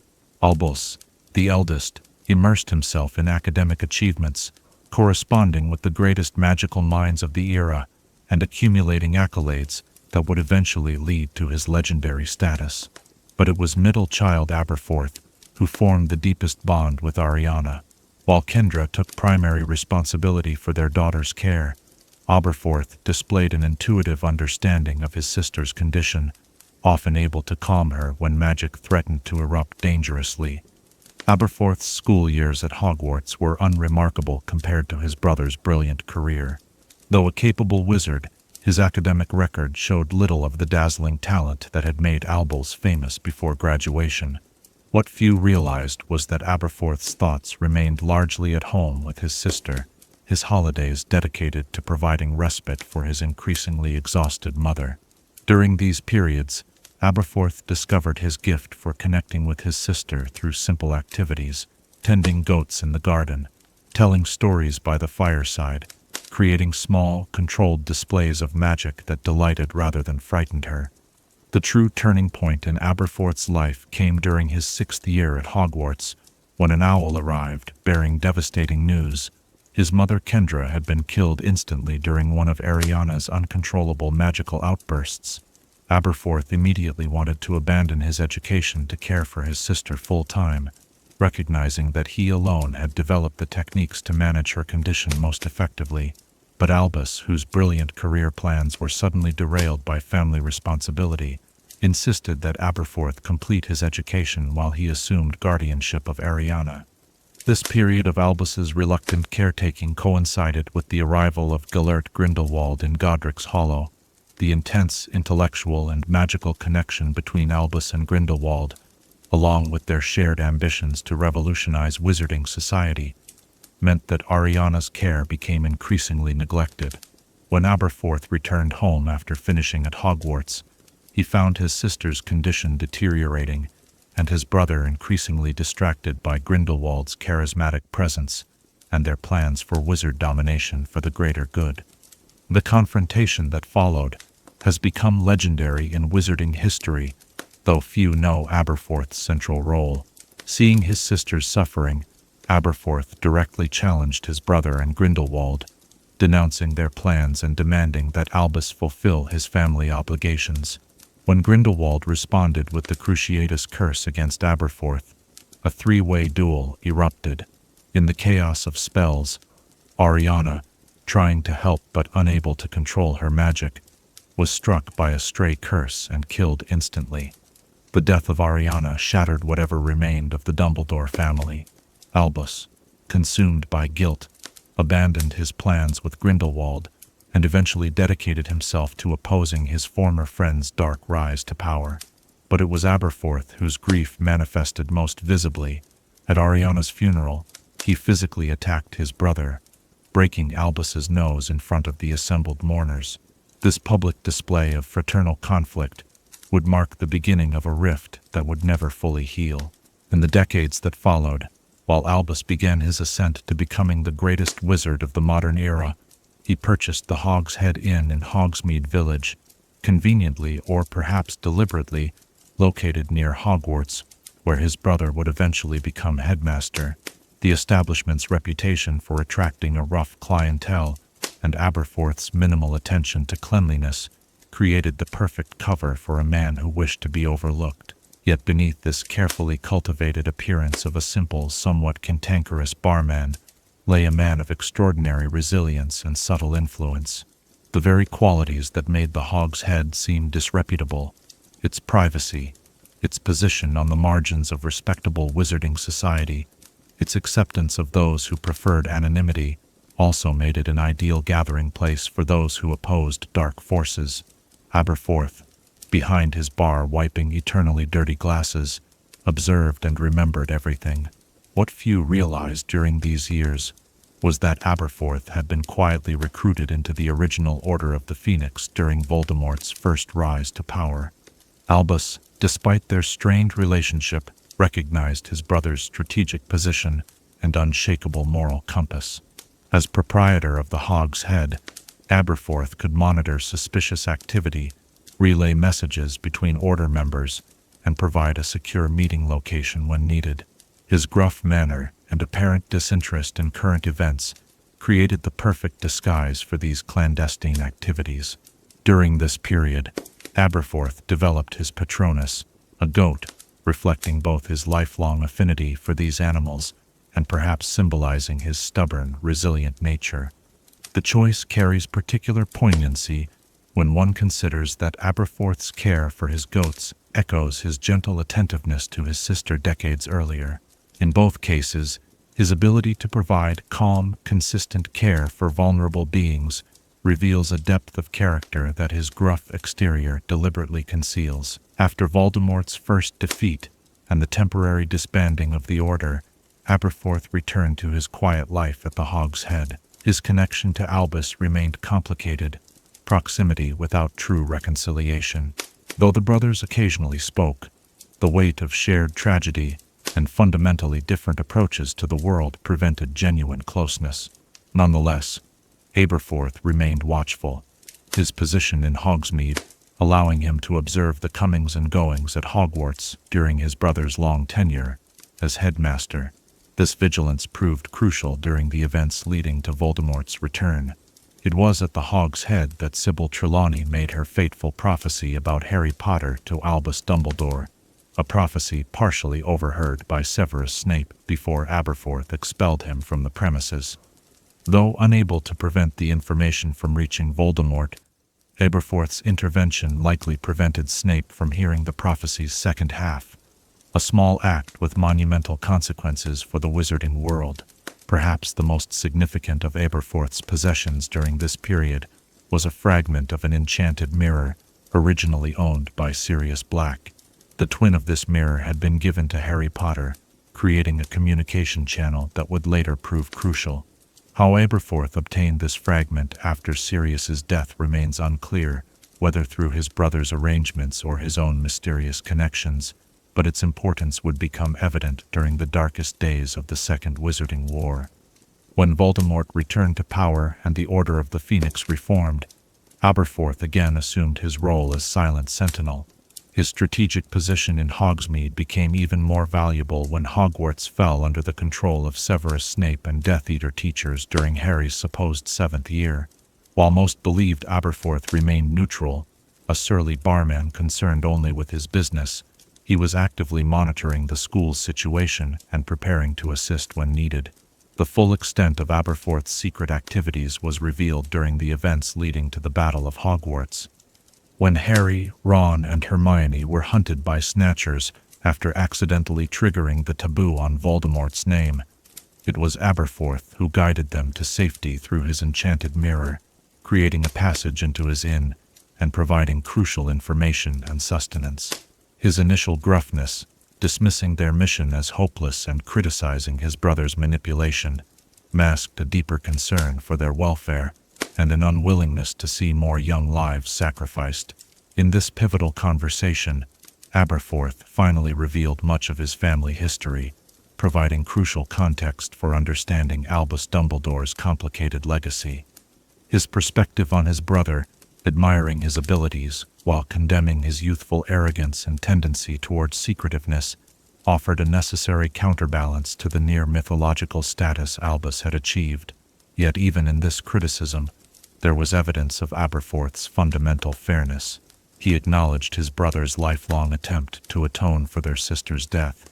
Most importantly, it was Aberforth who revealed the secret passage between the Hog's Head and the Room of Requirement, a connection that would allow the Order members to enter Hogwarts for the final confrontation with Voldemort. The portrait of Ariana in his living quarters concealed this passage, suggesting that even after decades, his sister's memory remained central to his identity and purpose. That her painted figure moved between her portrait in the Hog's Head and another location, presumably Hogwarts, hints at magical preparations made long before they were needed. During the Battle of Hogwarts itself, Aberforth's actions demonstrated that beneath his cynical exterior burned a courage every bit as fierce as his famous brother's. After helping to evacuate younger students through his passage, he joined the combat directly, his powerful protective charms driving back dementors that threatened combatants outside the castle. Witnesses described his goat Patronus as particularly bright and powerful, perhaps reflecting the clarity of purpose this direct action against dark forces provided him after decades of more subtle resistance. In one particularly notable moment during the battle, Aberforth saved the life of Remus Lupin by stunning a Death Eater about to cast a killing curse. This intervention, though ultimately unable to prevent Lupin's later death in the conflict, demonstrates Aberforth's remarkable dueling abilities, skills that had rarely been displayed publicly, but had clearly been maintained throughout his seemingly quiet years behind the bar. His magical prowess in the battle surprised many who had dismissed him as merely Albus's less talented brother. In the aftermath of Voldemort's defeat, Aberforth returned to the Hog's Head, apparently content to resume his unassuming life, despite newfound recognition for his heroism. Unlike many who sought public acknowledgement of their contributions to the victory, Aberforth seemed uncomfortable with attention, preferring the familiar rhythms of his simple existence. This reaction aligns perfectly with the man revealed throughout his long life, one who measures worth through quiet integrity rather than external validation. The relationship between the Dumbledore brothers remains one of the most complex in wizarding history. Though Albus achieved extraordinary fame and is remembered as perhaps the greatest wizard of the modern era, a careful examination suggests that Aberforth possessed equally remarkable qualities expressed in different ways. Where Albus demonstrated brilliant magical innovation and strategic thinking, Aberforth showed unwavering moral consistency and practical courage. Where Albus orchestrated grand plans affecting the entire wizarding world, Aberforth's impact came through individual moments of compassion and steadfast presence. Perhaps most telling is that, while Albus conquered the Elder Wand, the Deathly Hallow representing unbeatable power, it was Aberforth who most embodied the true meaning of the Resurrection Stone. Not through magical means, but through his lifelong fidelity to his sister's memory, his refusal to abandon family obligations for personal ambition, and his eventual creation of a passage to safety during the school's darkest hour, a passage watched over by Ariana's portrait. In his quiet way, Aberforth kept faith with those he had lost, their memory guiding his actions until his own end. The Hog's Head Inn still stands in Hogsmeade, its windows perhaps a bit cleaner than in years past, though still distinctly less polished than those of the Three Broomsticks down the street. Behind the bar, an elderly man with striking blue eyes continues to serve customers with minimal conversation, occasionally casting a glance toward the portrait of a young girl hanging in his private quarters. His goats still graze in the back paddock, tended with the same gentle attention he has always shown to creatures in his care. As our own fire burns lower and sleep draws nearer, consider this man whose greatest strength lay in steadfastness rather than brilliance, in loyalty rather than ambition. In a wizarding world that often celebrates spectacular magical achievement and dramatic heroism, what wisdom might we find in Aberforth's different path?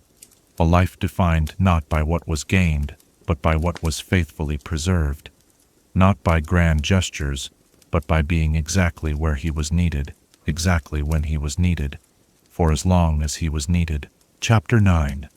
The Registry of Animagi. The candle flames dance like curious creatures against our walls tonight, shifting forms with each gentle breath, not unlike the remarkable wizards and witches whose extraordinary transformations are carefully documented in one of the wizarding world's most fascinating and closely guarded records, the Registry of Animagi.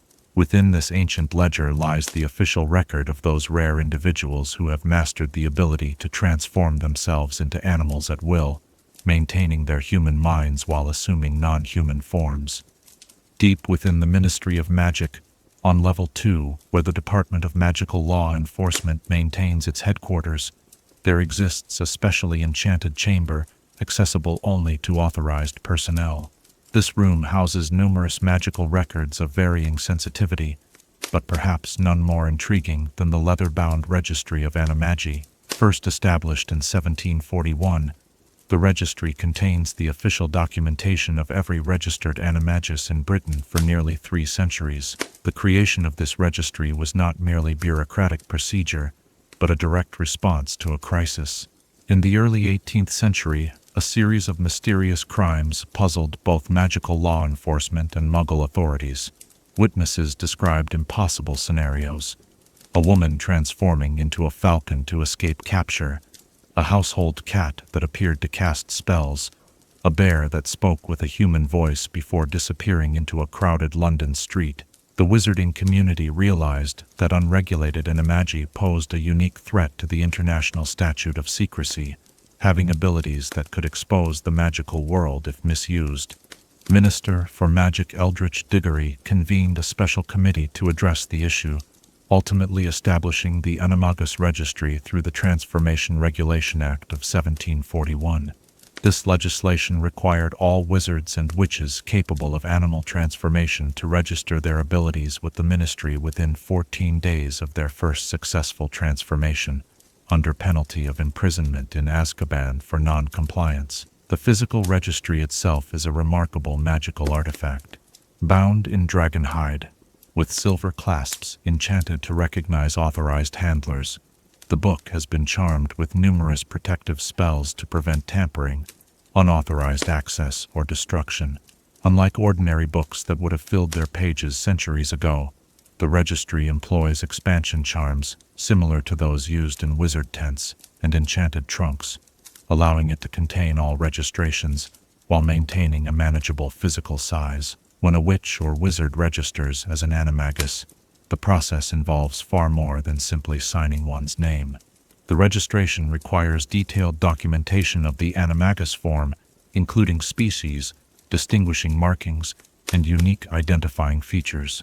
A wand-generated image of both the human and animal forms is magically embedded into the registry, along with a strand of hair from both forms sealed within special preservation parchment. Most fascinatingly, the registry contains a trace-linked enchantment connected to each registered animagus.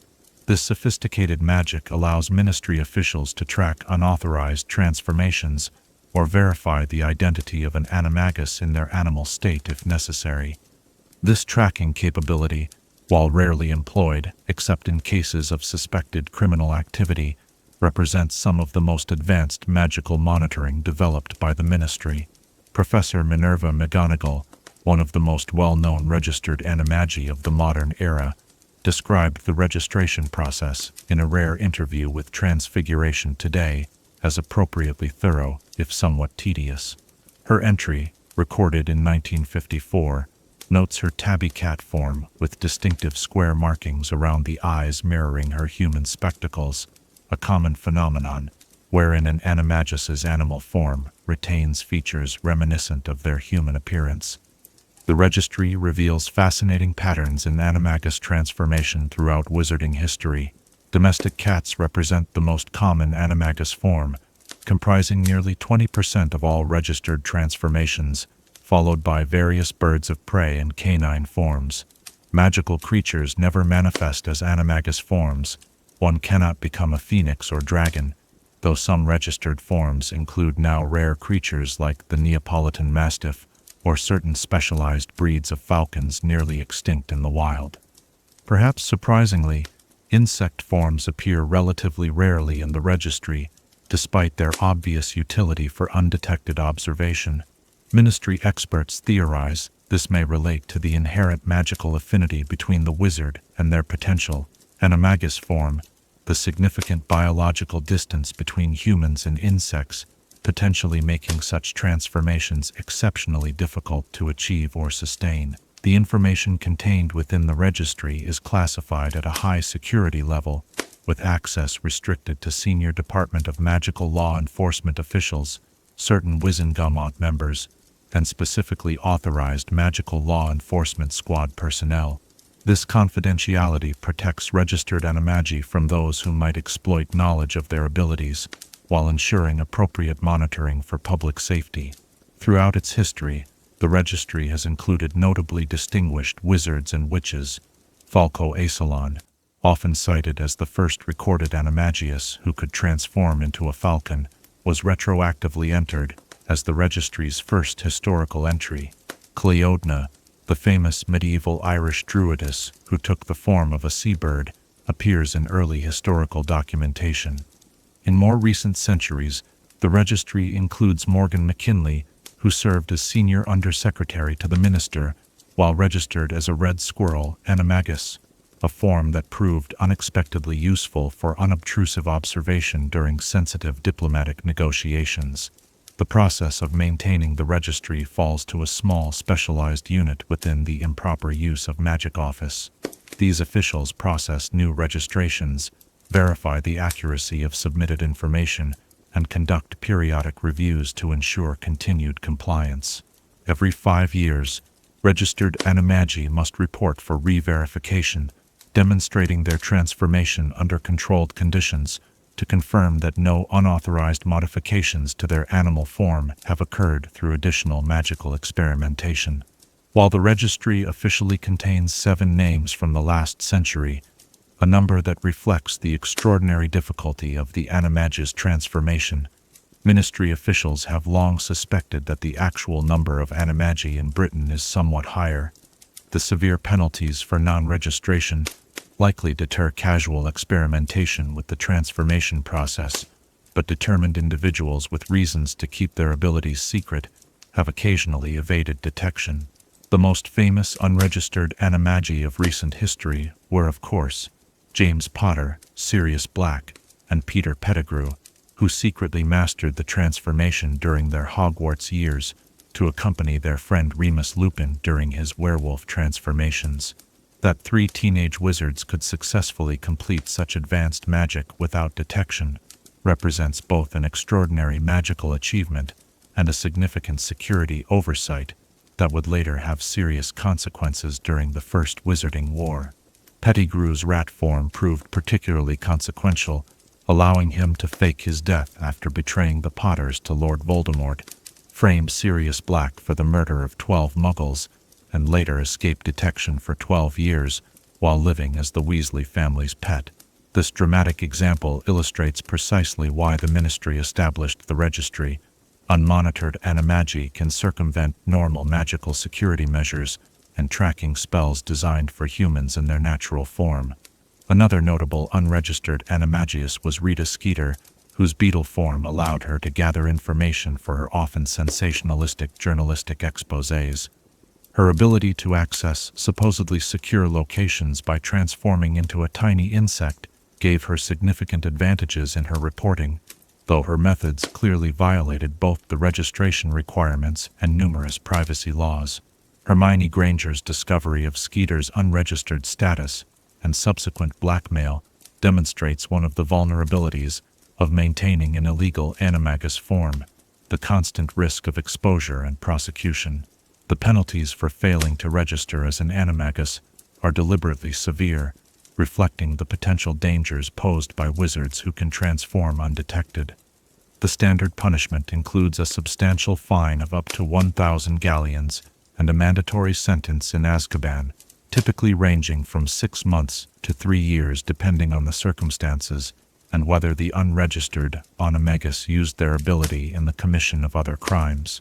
After serving their sentence, the wizard must then register properly and submit to enhanced monitoring charms for a probationary period. International coordination regarding animagus presents ongoing challenges for magical law enforcement. While Britain maintains one of the most comprehensive registries, standards vary significantly between magical governments. The International Confederation of Wizards has attempted to establish consistent global registration protocols, but implementation remains inconsistent. A wizard registered in Britain who travels to a country with less stringent regulations may find themselves in a complex legal situation regarding when and where they can legally transform. During both Wizarding Wars, the registry received heightened security protections. The Department of Magical Law Enforcement recognized that Voldemort's forces could potentially use the information to identify and target animagi as valuable potential recruits, or eliminate those who refused to join their cause. Special concealment charms were added to the registry during these periods, making it accessible only to the most senior ministry officials with specialized magical clearance. The modern era has seen modest reforms to the registration process, making it somewhat less onerous while maintaining necessary security measures. Under Minister Kingsley Shacklebolt's administration, the Wizengamot approved amendments allowing registered animagi greater privacy protections for their personal information, while still maintaining the magical tracking necessary for public safety. Additionally, the revised regulations established clearer guidelines for appropriate use of animagic's abilities in professional contexts, such as for aurors or magical researchers, with simplified authorization procedures. Despite these reforms, the number of newly registered animagi remains extremely small. The inherent difficulty of the transformation process, the extensive preparation required, and the legitimate concerns about ministry monitoring all contribute to the rarity of this magical skill. For most witches and wizards, the practical benefits of animagus transformation do not justify the years of difficult magical work and subsequent regulatory oversight. For magical historians and scholars, the registry provides a fascinating window into changing patterns of magical practice and regulation over centuries. Early entries often focused primarily on physical descriptions of the animal forms, while modern registrations include complex magical signatures and detailed behavioral analysis. These changes reflect both advancing magical technology and evolving concerns about magical security in an increasingly complex wizarding world. The philosophical questions surrounding animagus registration involve fundamental tensions between individual magical freedom and collective security. Some magical rights advocates argue that mandatory registration infringes on the personal liberty of skilled witches and wizards to fully explore their magical potential. Conversely, security experts point to historical examples of unregistered animagi who abused their abilities to devastating effect, from Peter Pettigrew's betrayal to various recorded instances of espionage and theft made possible through animal transformation. What remains certain is that the registry continues to serve its essential function, balancing the legitimate interests of those extraordinary witches and wizards capable of self-transformation against the broader needs of magical society for security and accountability. Each name carefully recorded in its pages represents a person of remarkable magical ability who has chosen to acknowledge their extraordinary gift within the framework of wizarding law. As our candle flames flicker lower and sleep begins to claim your thoughts, consider the profound implications of such a transformation to retain your human consciousness while experiencing the world through entirely different senses and abilities. If you possessed such rare magical talent, would you choose the path of registration and transparency, accepting monitoring in exchange for legal recognition? Or might you, like the marauders and others throughout history, keep your animal self a closely guarded secret, free from oversight but forever at risk of discovery and its consequences? Chapter 10. The Hogwarts Library and Restricted Section. The scent of old parchment and ancient leather bindings fills our room tonight, evoking memories of hushed whispers and the soft rustle of turning pages. Let us journey together to one of the most extraordinary repositories of magical knowledge in Britain, the Hogwarts Library, with its towering shelves of wisdom and its carefully guarded restricted section, where dangerous and powerful magical secrets wait behind chains and protective enchantments. Founded alongside Hogwarts itself over 1,000 years ago, the library began as a modest collection of scrolls and early bound manuscripts contributed by each of the four founders. Rowena Ravenclaw, with her famous diadem enhancing her already formidable intellect, selected the core magical texts that would form the foundation of the library. Helga Hufflepuff contributed practical works on healing magic and herbology. Godric Gryffindor donated military and defensive magical manuscripts, while Salazar Slytherin provided rare works on potions and the more subtle branches of magic. This initial collection occupied a single room adjacent to the original classrooms. As magical knowledge expanded through the medieval period, so too did the library's holdings. By the early 14th century, the collection had outgrown its original space, necessitating the creation of the grand chamber that houses the library today, a magnificent room with a vaulted ceiling, tall arched windows, allowing natural light to illuminate the study tables, and row upon row of imposing bookshelves, reaching toward the ornately decorated ceiling. The architecture of the library itself incorporates subtle magical elements. The windows are enchanted to filter sunlight in a way that prevents damage to delicate manuscripts while providing optimal reading light. The acoustics have been carefully designed through a combination of architectural features and permanent silencing charms to maintain the library's famously hushed atmosphere. Even the air within the library is regulated by ancient spells that control temperature and humidity, preserving fragile works that might otherwise deteriorate over centuries. At the heart of the library stands the Central Index, a massive, enchanted catalog that records every volume, scroll, and manuscript in the collection. Unlike Muggle library catalogs, this magical index can be questioned conversationally, directing students to the precise location of materials related to their research. Where might I find information on the 1637 Werewolf Code of Conduct? A student might whisper, and the catalog will illuminate the exact shelf location, complete with written directions, if the text is in a particularly obscure corner of the library. The organization of the library reflects traditional magical categorization rather than the decimal systems favored by Muggle institutions. Major sections include transfiguration, charms, potions, magical creatures, herbology, divination, astronomy, magical history, and magical theory. Within each section, works are arranged according to an ancient magical classification system developed by Alexandria's famous wizarding library and preserved through the centuries by generations of magical archivists. Perhaps the most remarkable feature of the Hogwarts Library's collection is its comprehensive nature. While the British Museum's Department of Magical Manuscripts may have more historically significant individual works, and the private collection at Malfoy Manor reportedly contains rarer dark texts, no other library in Wizarding Britain offers such a complete educational resource. From elementary spell primers to obscure theoretical works, from ancient parchments to contemporary magical journals, the library provides access to the full spectrum of approved magical knowledge.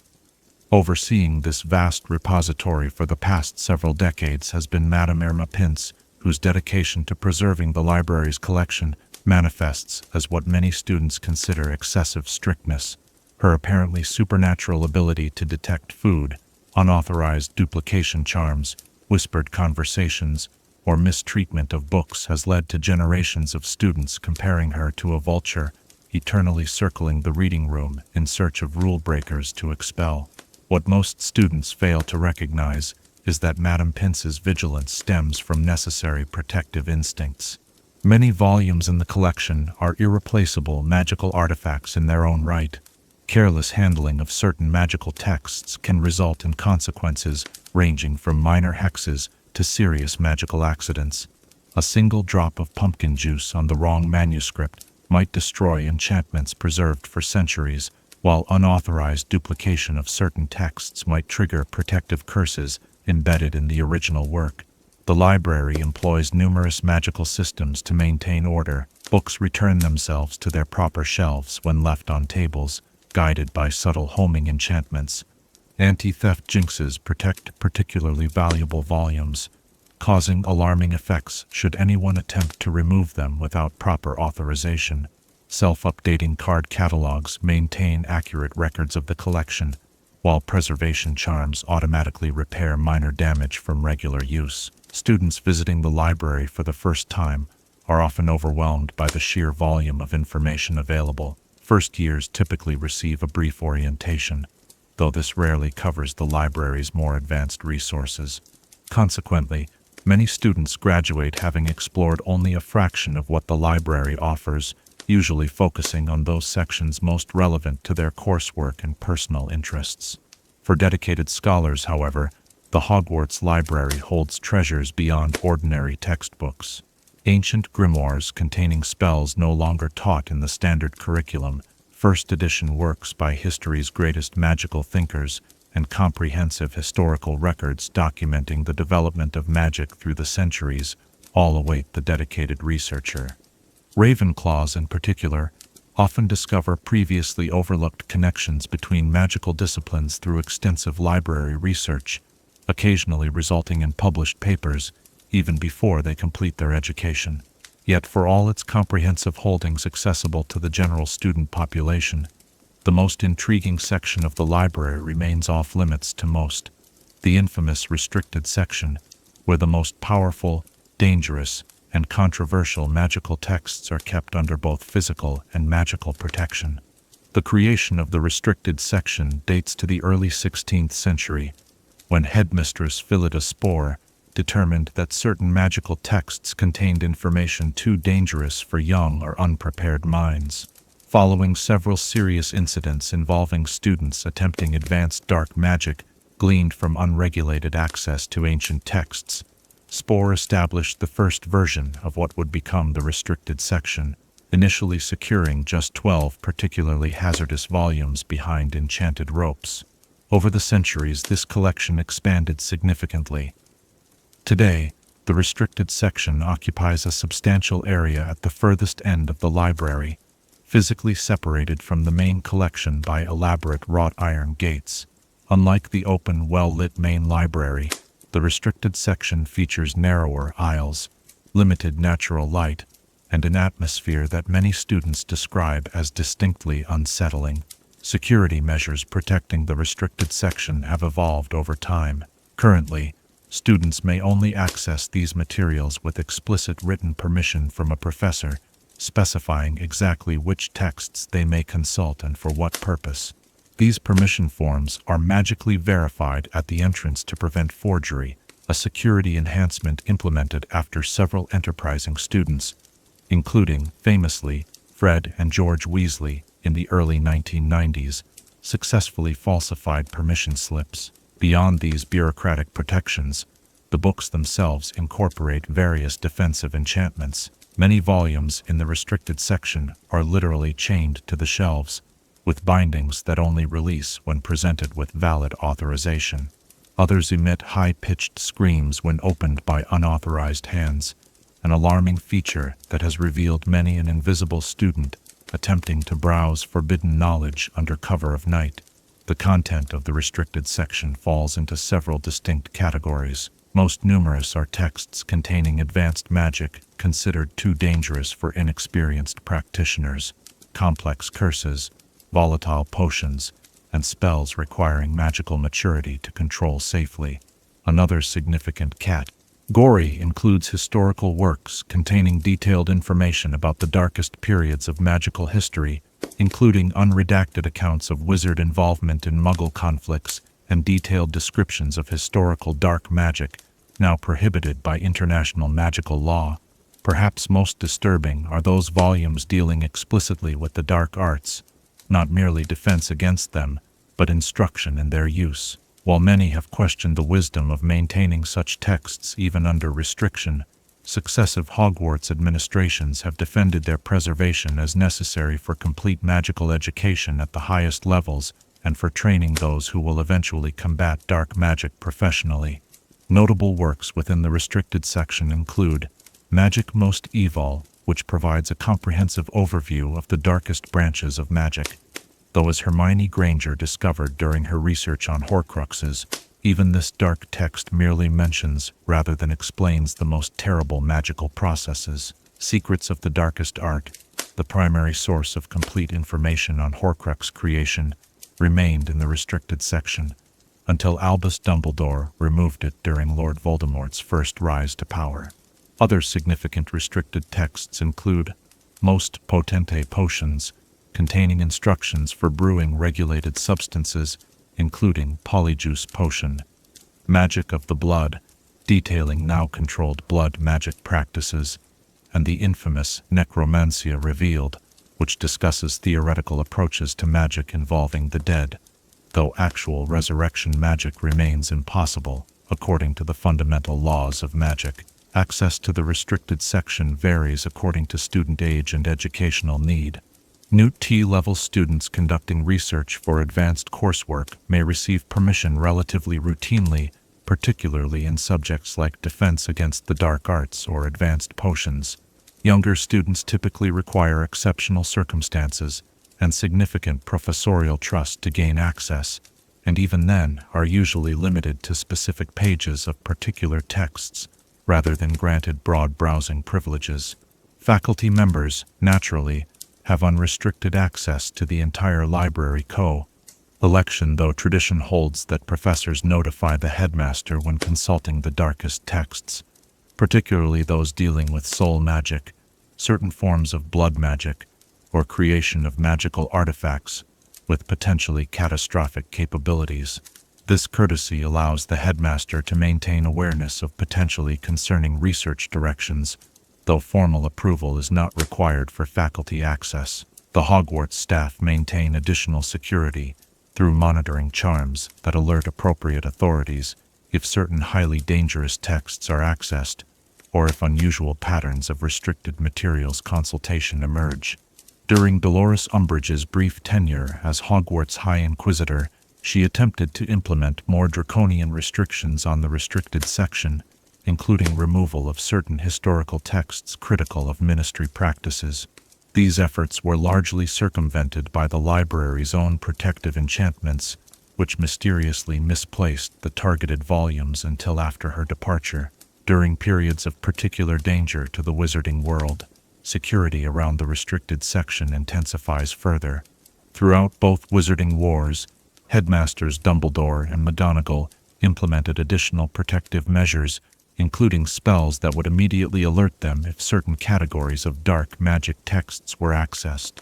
Some particularly dangerous volumes were temporarily removed altogether, secured in the headmaster's private collection until the crisis passed. Beyond its security procedures, the restricted section exhibits certain unique magical properties not found in the main library. Visitors often report disorienting effects, with aisles seeming to shift slightly when not directly observed. Some students describe hearing whispers emanating from particularly ancient tomes, while others note temperature fluctuations near collections of texts on similar magical subjects. Whether these phenomena result from deliberate enchantments or are simply the accumulated magical resonance of centuries of powerful magical knowledge remains debated among magical scholars. The most severe damage ever inflicted on the library occurred during the Battle of Hogwarts in 1998, while the library chambers themselves remained structurally intact.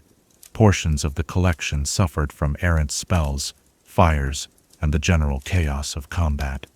In the battle's aftermath, Madame Pince worked tirelessly alongside Professor Flitwick to restore damaged volumes, successfully recovering most of the affected works through combinations of conventional restoration and complex magical repair. Notably, the restricted section survived almost entirely unscathed, the powerful protective enchantments surrounding its contents apparently deflecting most magical damage. Some have suggested that the books themselves contributed to their own protection, the accumulated magical knowledge somehow defending against destruction. This theory, while unproven, aligns with observations that magical books, particularly ancient ones containing powerful spells, often develop semi-sentient protective capabilities over time. The post-war Reconstruction period saw certain reforms to the library's policies. Under Headmistress McGonagall's leadership, access to historical texts in the restricted section became somewhat less stringent, reflecting her belief that understanding magical history, including its darkest chapters, was essential to preventing future conflicts. However, works containing practical instruction in dark magic remained under strict control, with enhanced verification procedures for access requests. For countless Hogwarts students through the centuries, the library has represented much more than simply a repository of required readings. It has been a sanctuary for quiet reflection, a battleground for examination preparation, a gateway to magical knowledge beyond the classroom, and occasionally, the source of information that changed the course of wizarding history itself. How many crucial discoveries began with a student following a half-understood reference from one text to another, delving deeper into magical knowledge than their original assignment required. In the soft lamplight of evening, imagine yourself seated at one of those scarred wooden tables, surrounded by towering shelves containing magic's greatest secrets and most profound wisdom. The weight of centuries of magical learning surrounds you, while in the distance, the imposing gates of the restricted section stand as both barrier and invitation, a reminder that knowledge brings power, but power without wisdom brings danger. As sleep approaches, and your thoughts drift into dreams, consider this: if you were granted unlimited access to any section of the Hogwarts library for a single night, which magical mysteries would you seek to unravel within those ancient texts? And what responsibility would you bear for the knowledge you discovered there? Chapter 11. The Magic Behind Howlers. The crackling of our fire reminds one of another sort of crackling, the distinctive sound that precedes the explosive voice of a howler, that most dramatic form of wizarding correspondence.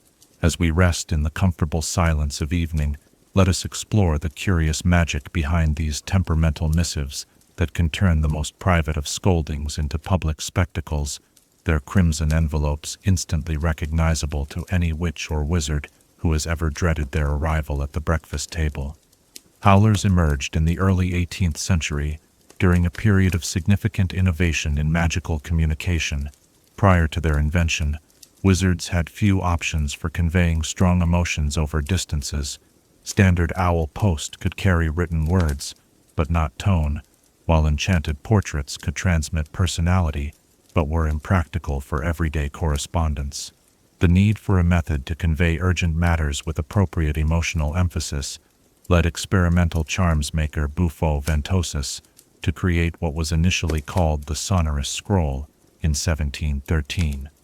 Ventosus, reportedly inspired after receiving a particularly mild-mannered letter from his wife, following a serious transgression involving a misfired engorgement charm and the neighbor's prized peacocks, sought to create a means of communication that would accurately convey the sender's emotional state. His early prototypes were problematic.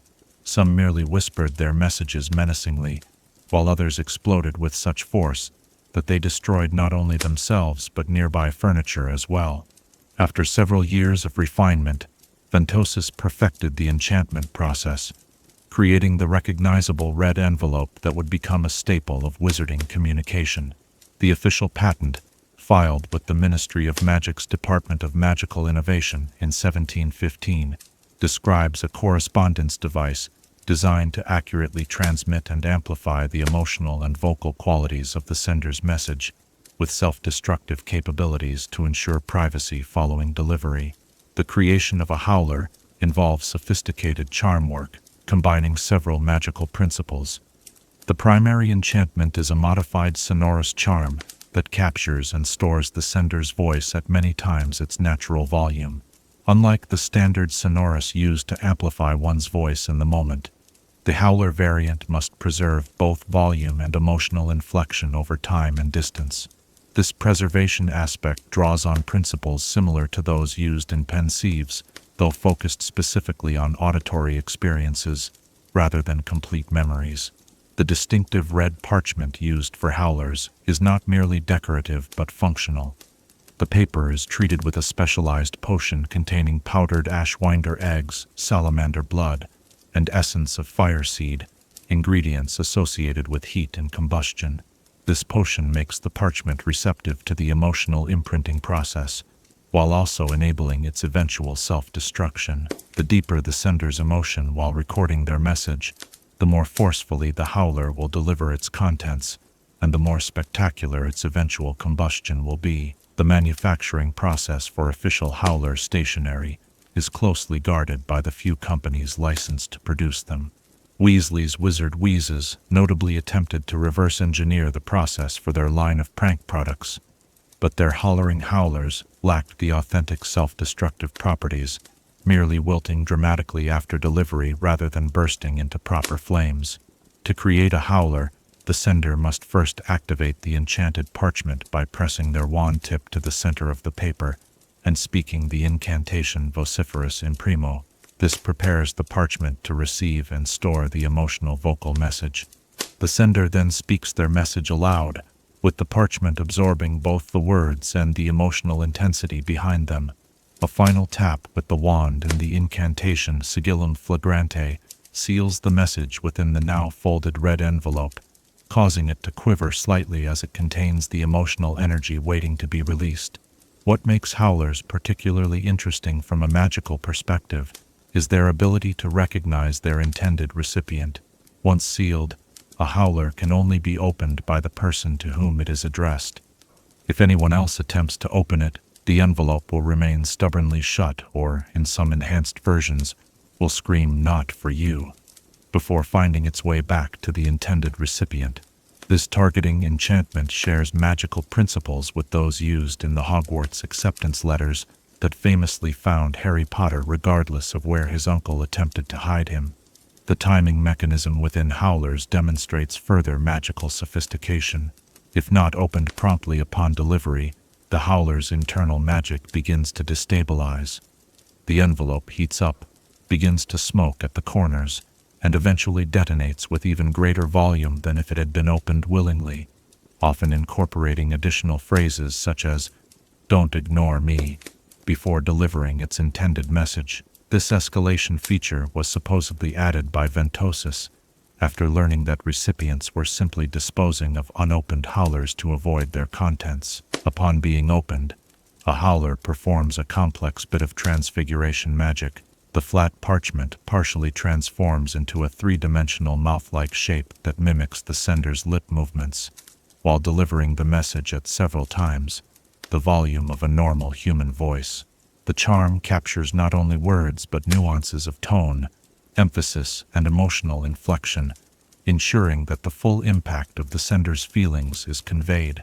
Witnesses have reported that particularly emotional howlers can cause windows to vibrate and delicate objects to rattle on shelves during delivery. Perhaps the most visually dramatic aspect of howlers is their self-destruction sequence. Once the message has been completely delivered, the enchanted parchment bursts into flames and rapidly burns away to nothing, leaving only a small pile of ashes. This feature serves both practical and symbolic purposes, practically ensuring that the often private scolding cannot be preserved or shown to others, while symbolically representing the burning, emotional content being released and extinguished. The magical community has developed certain etiquette surrounding howlers over the centuries. Sending a howler in professional contexts is considered exceptionally rude, unless addressing a serious breach of contract or safety protocol. Among family members, howlers typically indicate a transgression significant enough to warrant public embarrassment. Educational institutions have varying policies. Hogwarts historically permits howlers from parents, considering them part of the natural consequences of student misbehavior, while Balbaton's Academy reportedly confiscates and silences howlers, considering them too uncouth for their refined educational environment. Famous howlers have occasionally entered wizarding folklore. Perhaps the most legendary in recent memory was Molly Weasley's masterpiece delivered to her son Ron at Hogwarts in 1992, after he and Harry Potter flew the enchanted Ford Anglia to school. Witnesses described it as deafening, with particular emphasis on the phrase, "Your father's facing an inquiry at work. It's entirely your fault." The howler's performance was so spectacular that it has been referenced in several updated editions of Hogwarts, a history as an exemplar of the form.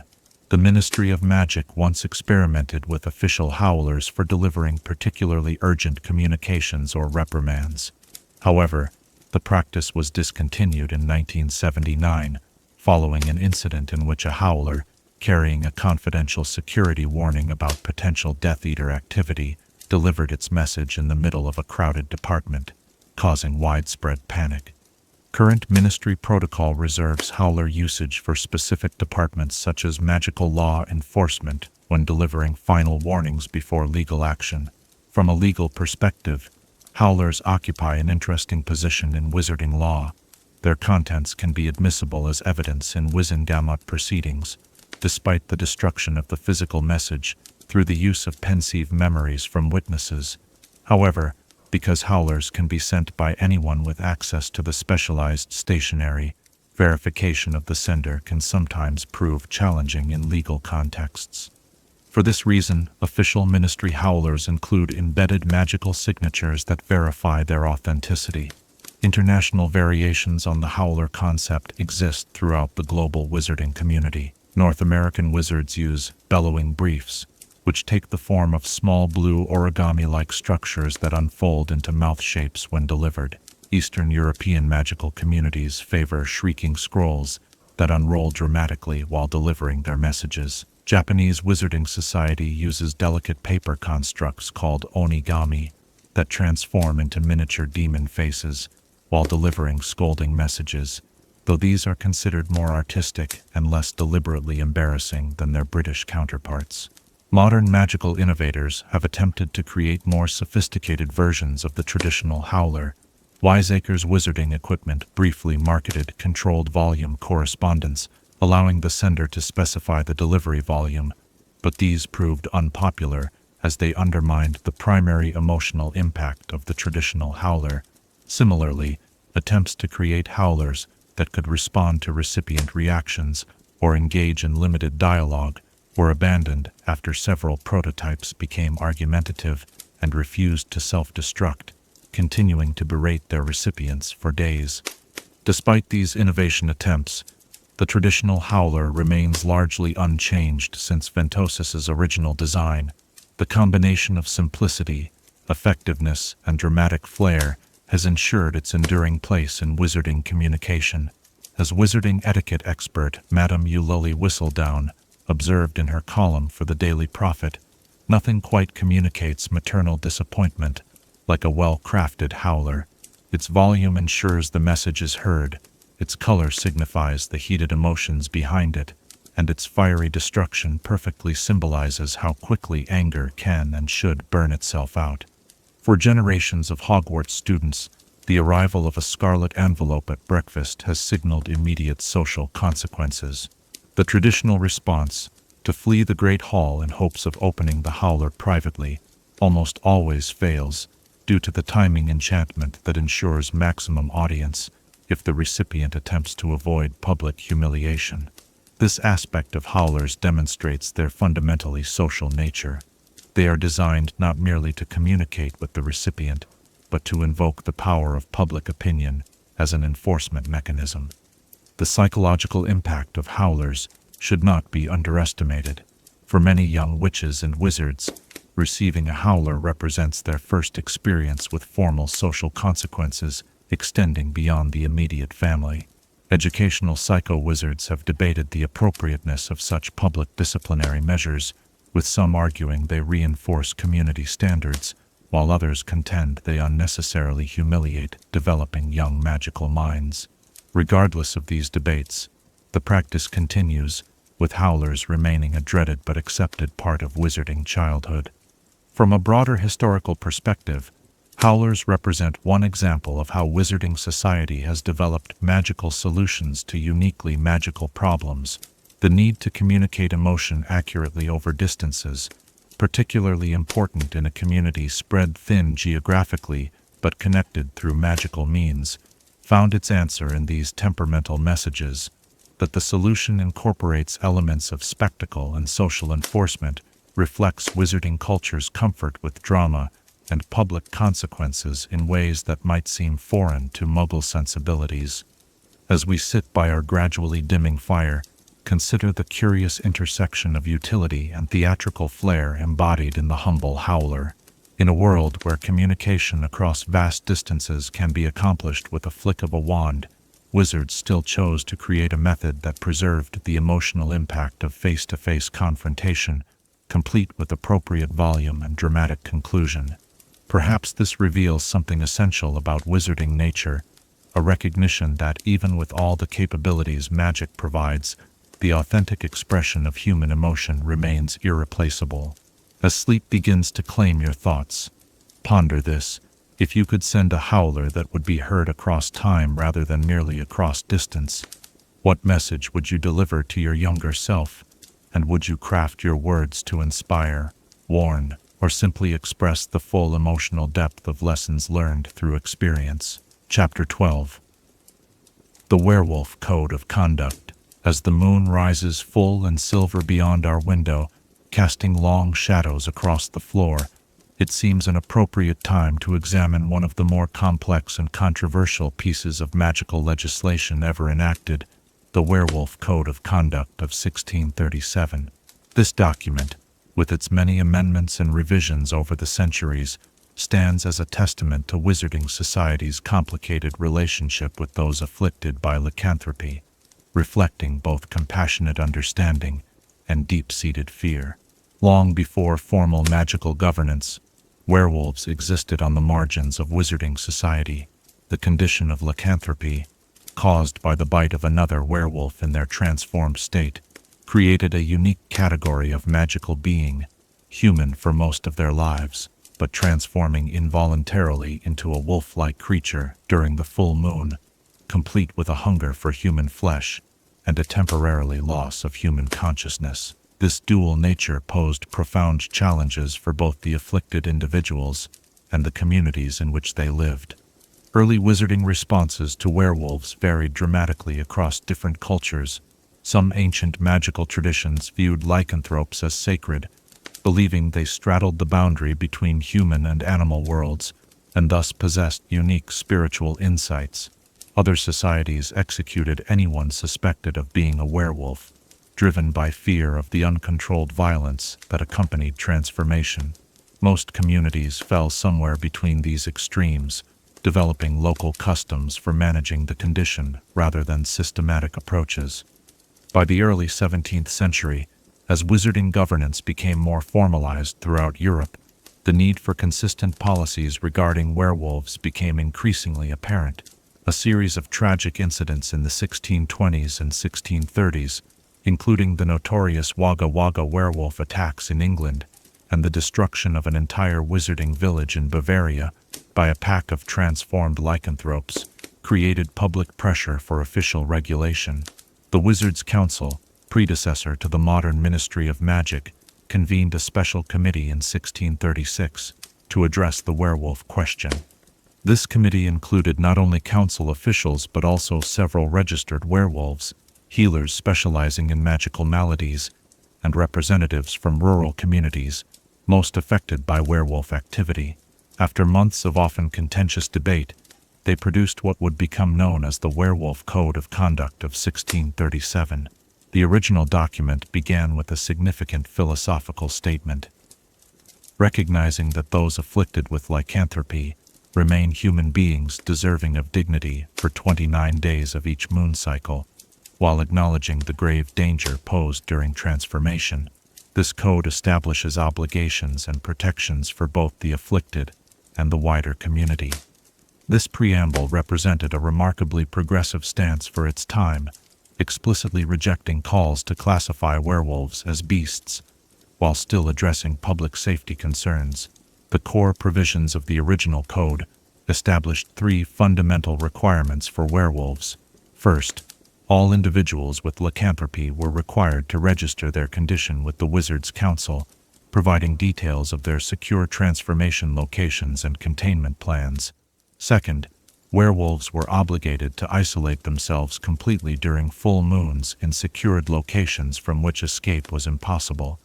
Third, in the event a werewolf failed to secure themselves and caused harm while transformed, they would bear full legal responsibility for actions committed even while not in control of their faculties.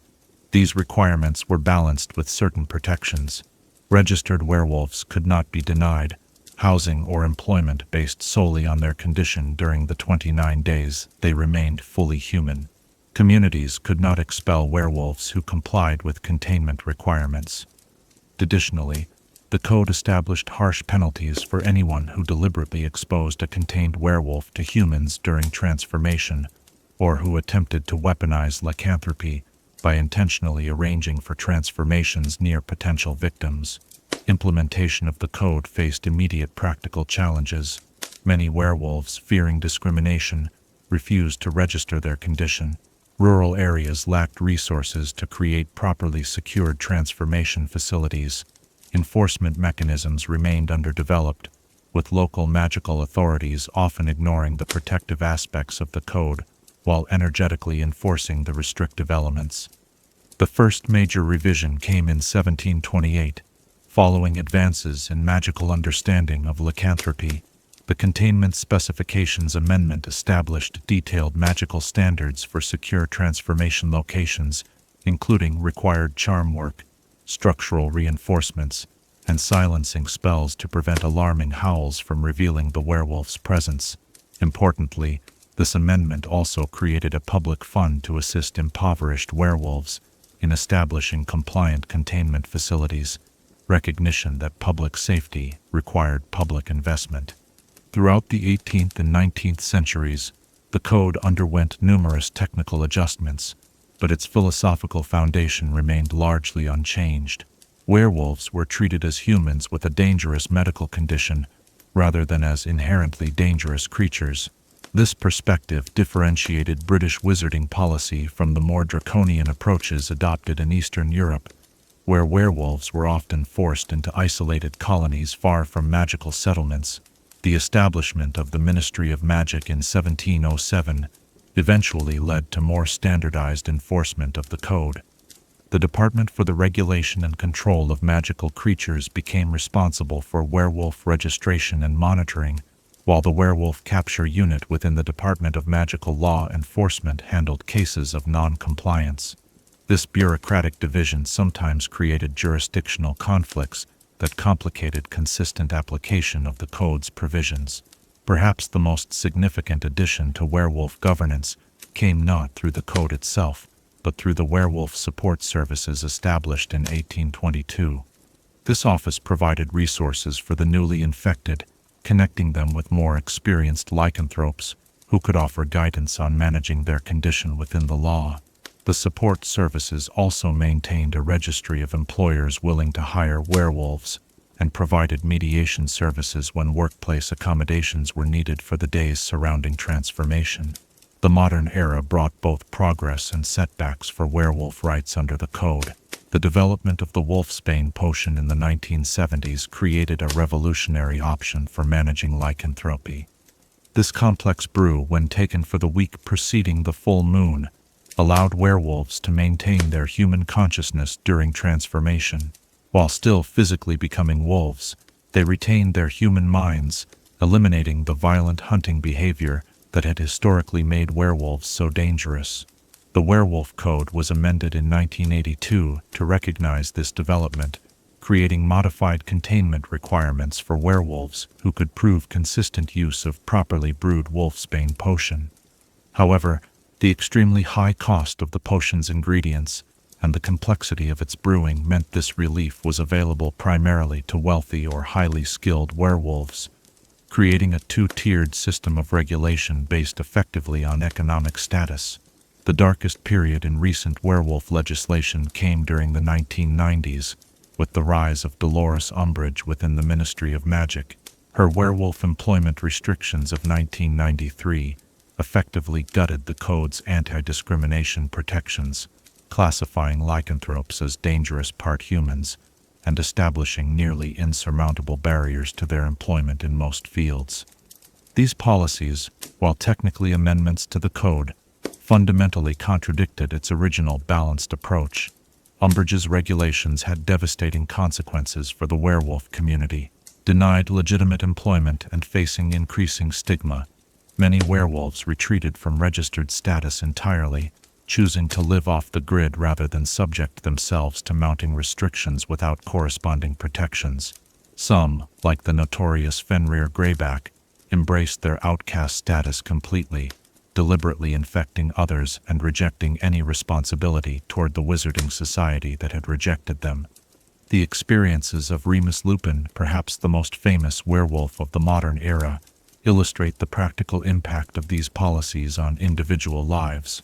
Despite exceptional magical talent and education, Lupin faced constant employment instability, poverty, and social isolation.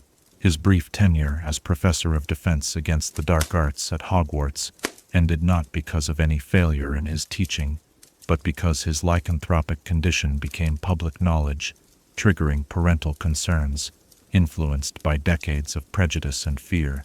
Lupin's personal compliance with the werewolf code was exemplary. He went to extraordinary lengths to ensure proper containment during transformations, even before gaining access to Wolfsbane potion. As a student at Hogwarts, he utilized the specially constructed Shrieking Shack for his monthly transformations, accessing it via a secret passage beneath the Whomping Willow. As an adult, he continued to prioritize public safety despite the personal hardships this entailed.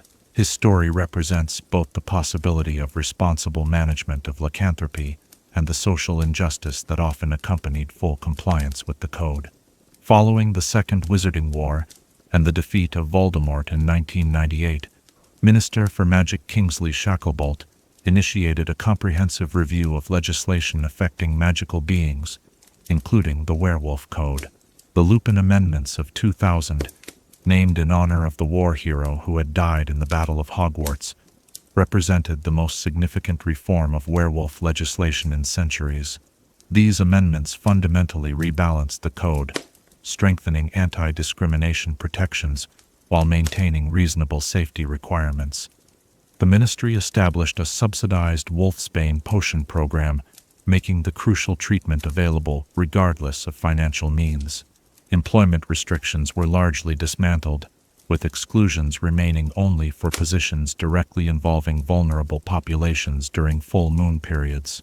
Perhaps most significantly, the amendments created positive incentives for registration, including priority access to Wolfsbane potion and professional development opportunities, rather than relying solely on punitive measures for non-compliance. The reformed code also addressed the unique challenges faced by children with lycanthropy. Prior to these amendments, no specific provisions existed for young werewolves, leaving families to navigate the condition without clear guidance or support. The new regulations established specialized educational options, including enhanced private tutoring for students unable to attend conventional schools and modified facilities at Hogwarts for those who could participate in mainstream education with appropriate accommodations. Despite these reforms, challenges remain in the implementation of the Werewolf Code. Cultural stigma changes more slowly than legislation, and many werewolves still experience significant social discrimination despite their legal protections. The psychological impact of being classified under the purview of the Department for the Regulation and Control of Magical Creatures, rather than being treated as humans with a medical condition, continues to reinforce a subtle othering of lycanthropes within wizarding society. Ongoing debates within the wizarding community address deeper questions about the code's fundamental approach. Some advocates argue for removing lycanthropy from creature regulation entirely, treating it exclusively as a medical condition under the jurisdiction of St. Mungo's and other healing institutions. Others emphasize that the genuine public safety risks during transformation require specialized oversight beyond standard medical governance, particularly for those unable or unwilling to use Wolfsbane potion.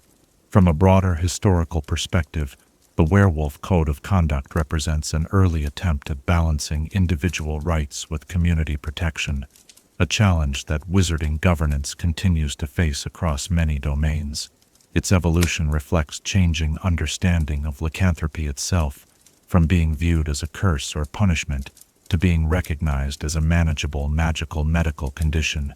The code's history serves as a case study in how magical law adapts to new knowledge, changing social attitudes, and developing magical technologies. For individual werewolves like Remus Lupin, the abstract legal framework of the code translated into concrete daily realities, careful planning around lunar cycles, regular ministry check-ins, complex containment arrangements, and navigation of social relationships complicated by secrecy and stigma. That many lycanthropes manage to lead productive, ethical lives, despite these challenges, speaks to remarkable personal resilience in the face of both the condition itself and society's response to it. The story of the Werewolf Code reminds us that behind every magical regulation lie real human lives, complex ethical questions, and the ongoing challenge of creating a just society that protects the vulnerable, both those vulnerable to lycanthropic attacks and those vulnerable to discrimination because of a condition they did not choose. It stands as a testament to the wizarding community's capacity for both prejudice and progress, fear and compassion, exclusion and inclusion. As the moonlight shifts across our room and the hour grows late, perhaps consider this: how might we address conditions in our own lives that evoke both fear and sympathy, that require both boundaries and compassion? The werewolf, human and beast, victim and threat, community member and outsider, presents us with a powerful metaphor for the complexities that exist within each of us and within our communities. In examining how wizarding society has grappled with this duality, we may find wisdom for addressing our own complex coexistences with those different from ourselves. Does the moon outside your window look any different now, knowing the significance it holds for those affected by the ancient magic of lycanthropy? And as you drift towards sleep, what dreams might come of a world where our most challenging conditions are met, not with fear alone, but with the balanced wisdom of understanding, appropriate caution, and enduring compassion?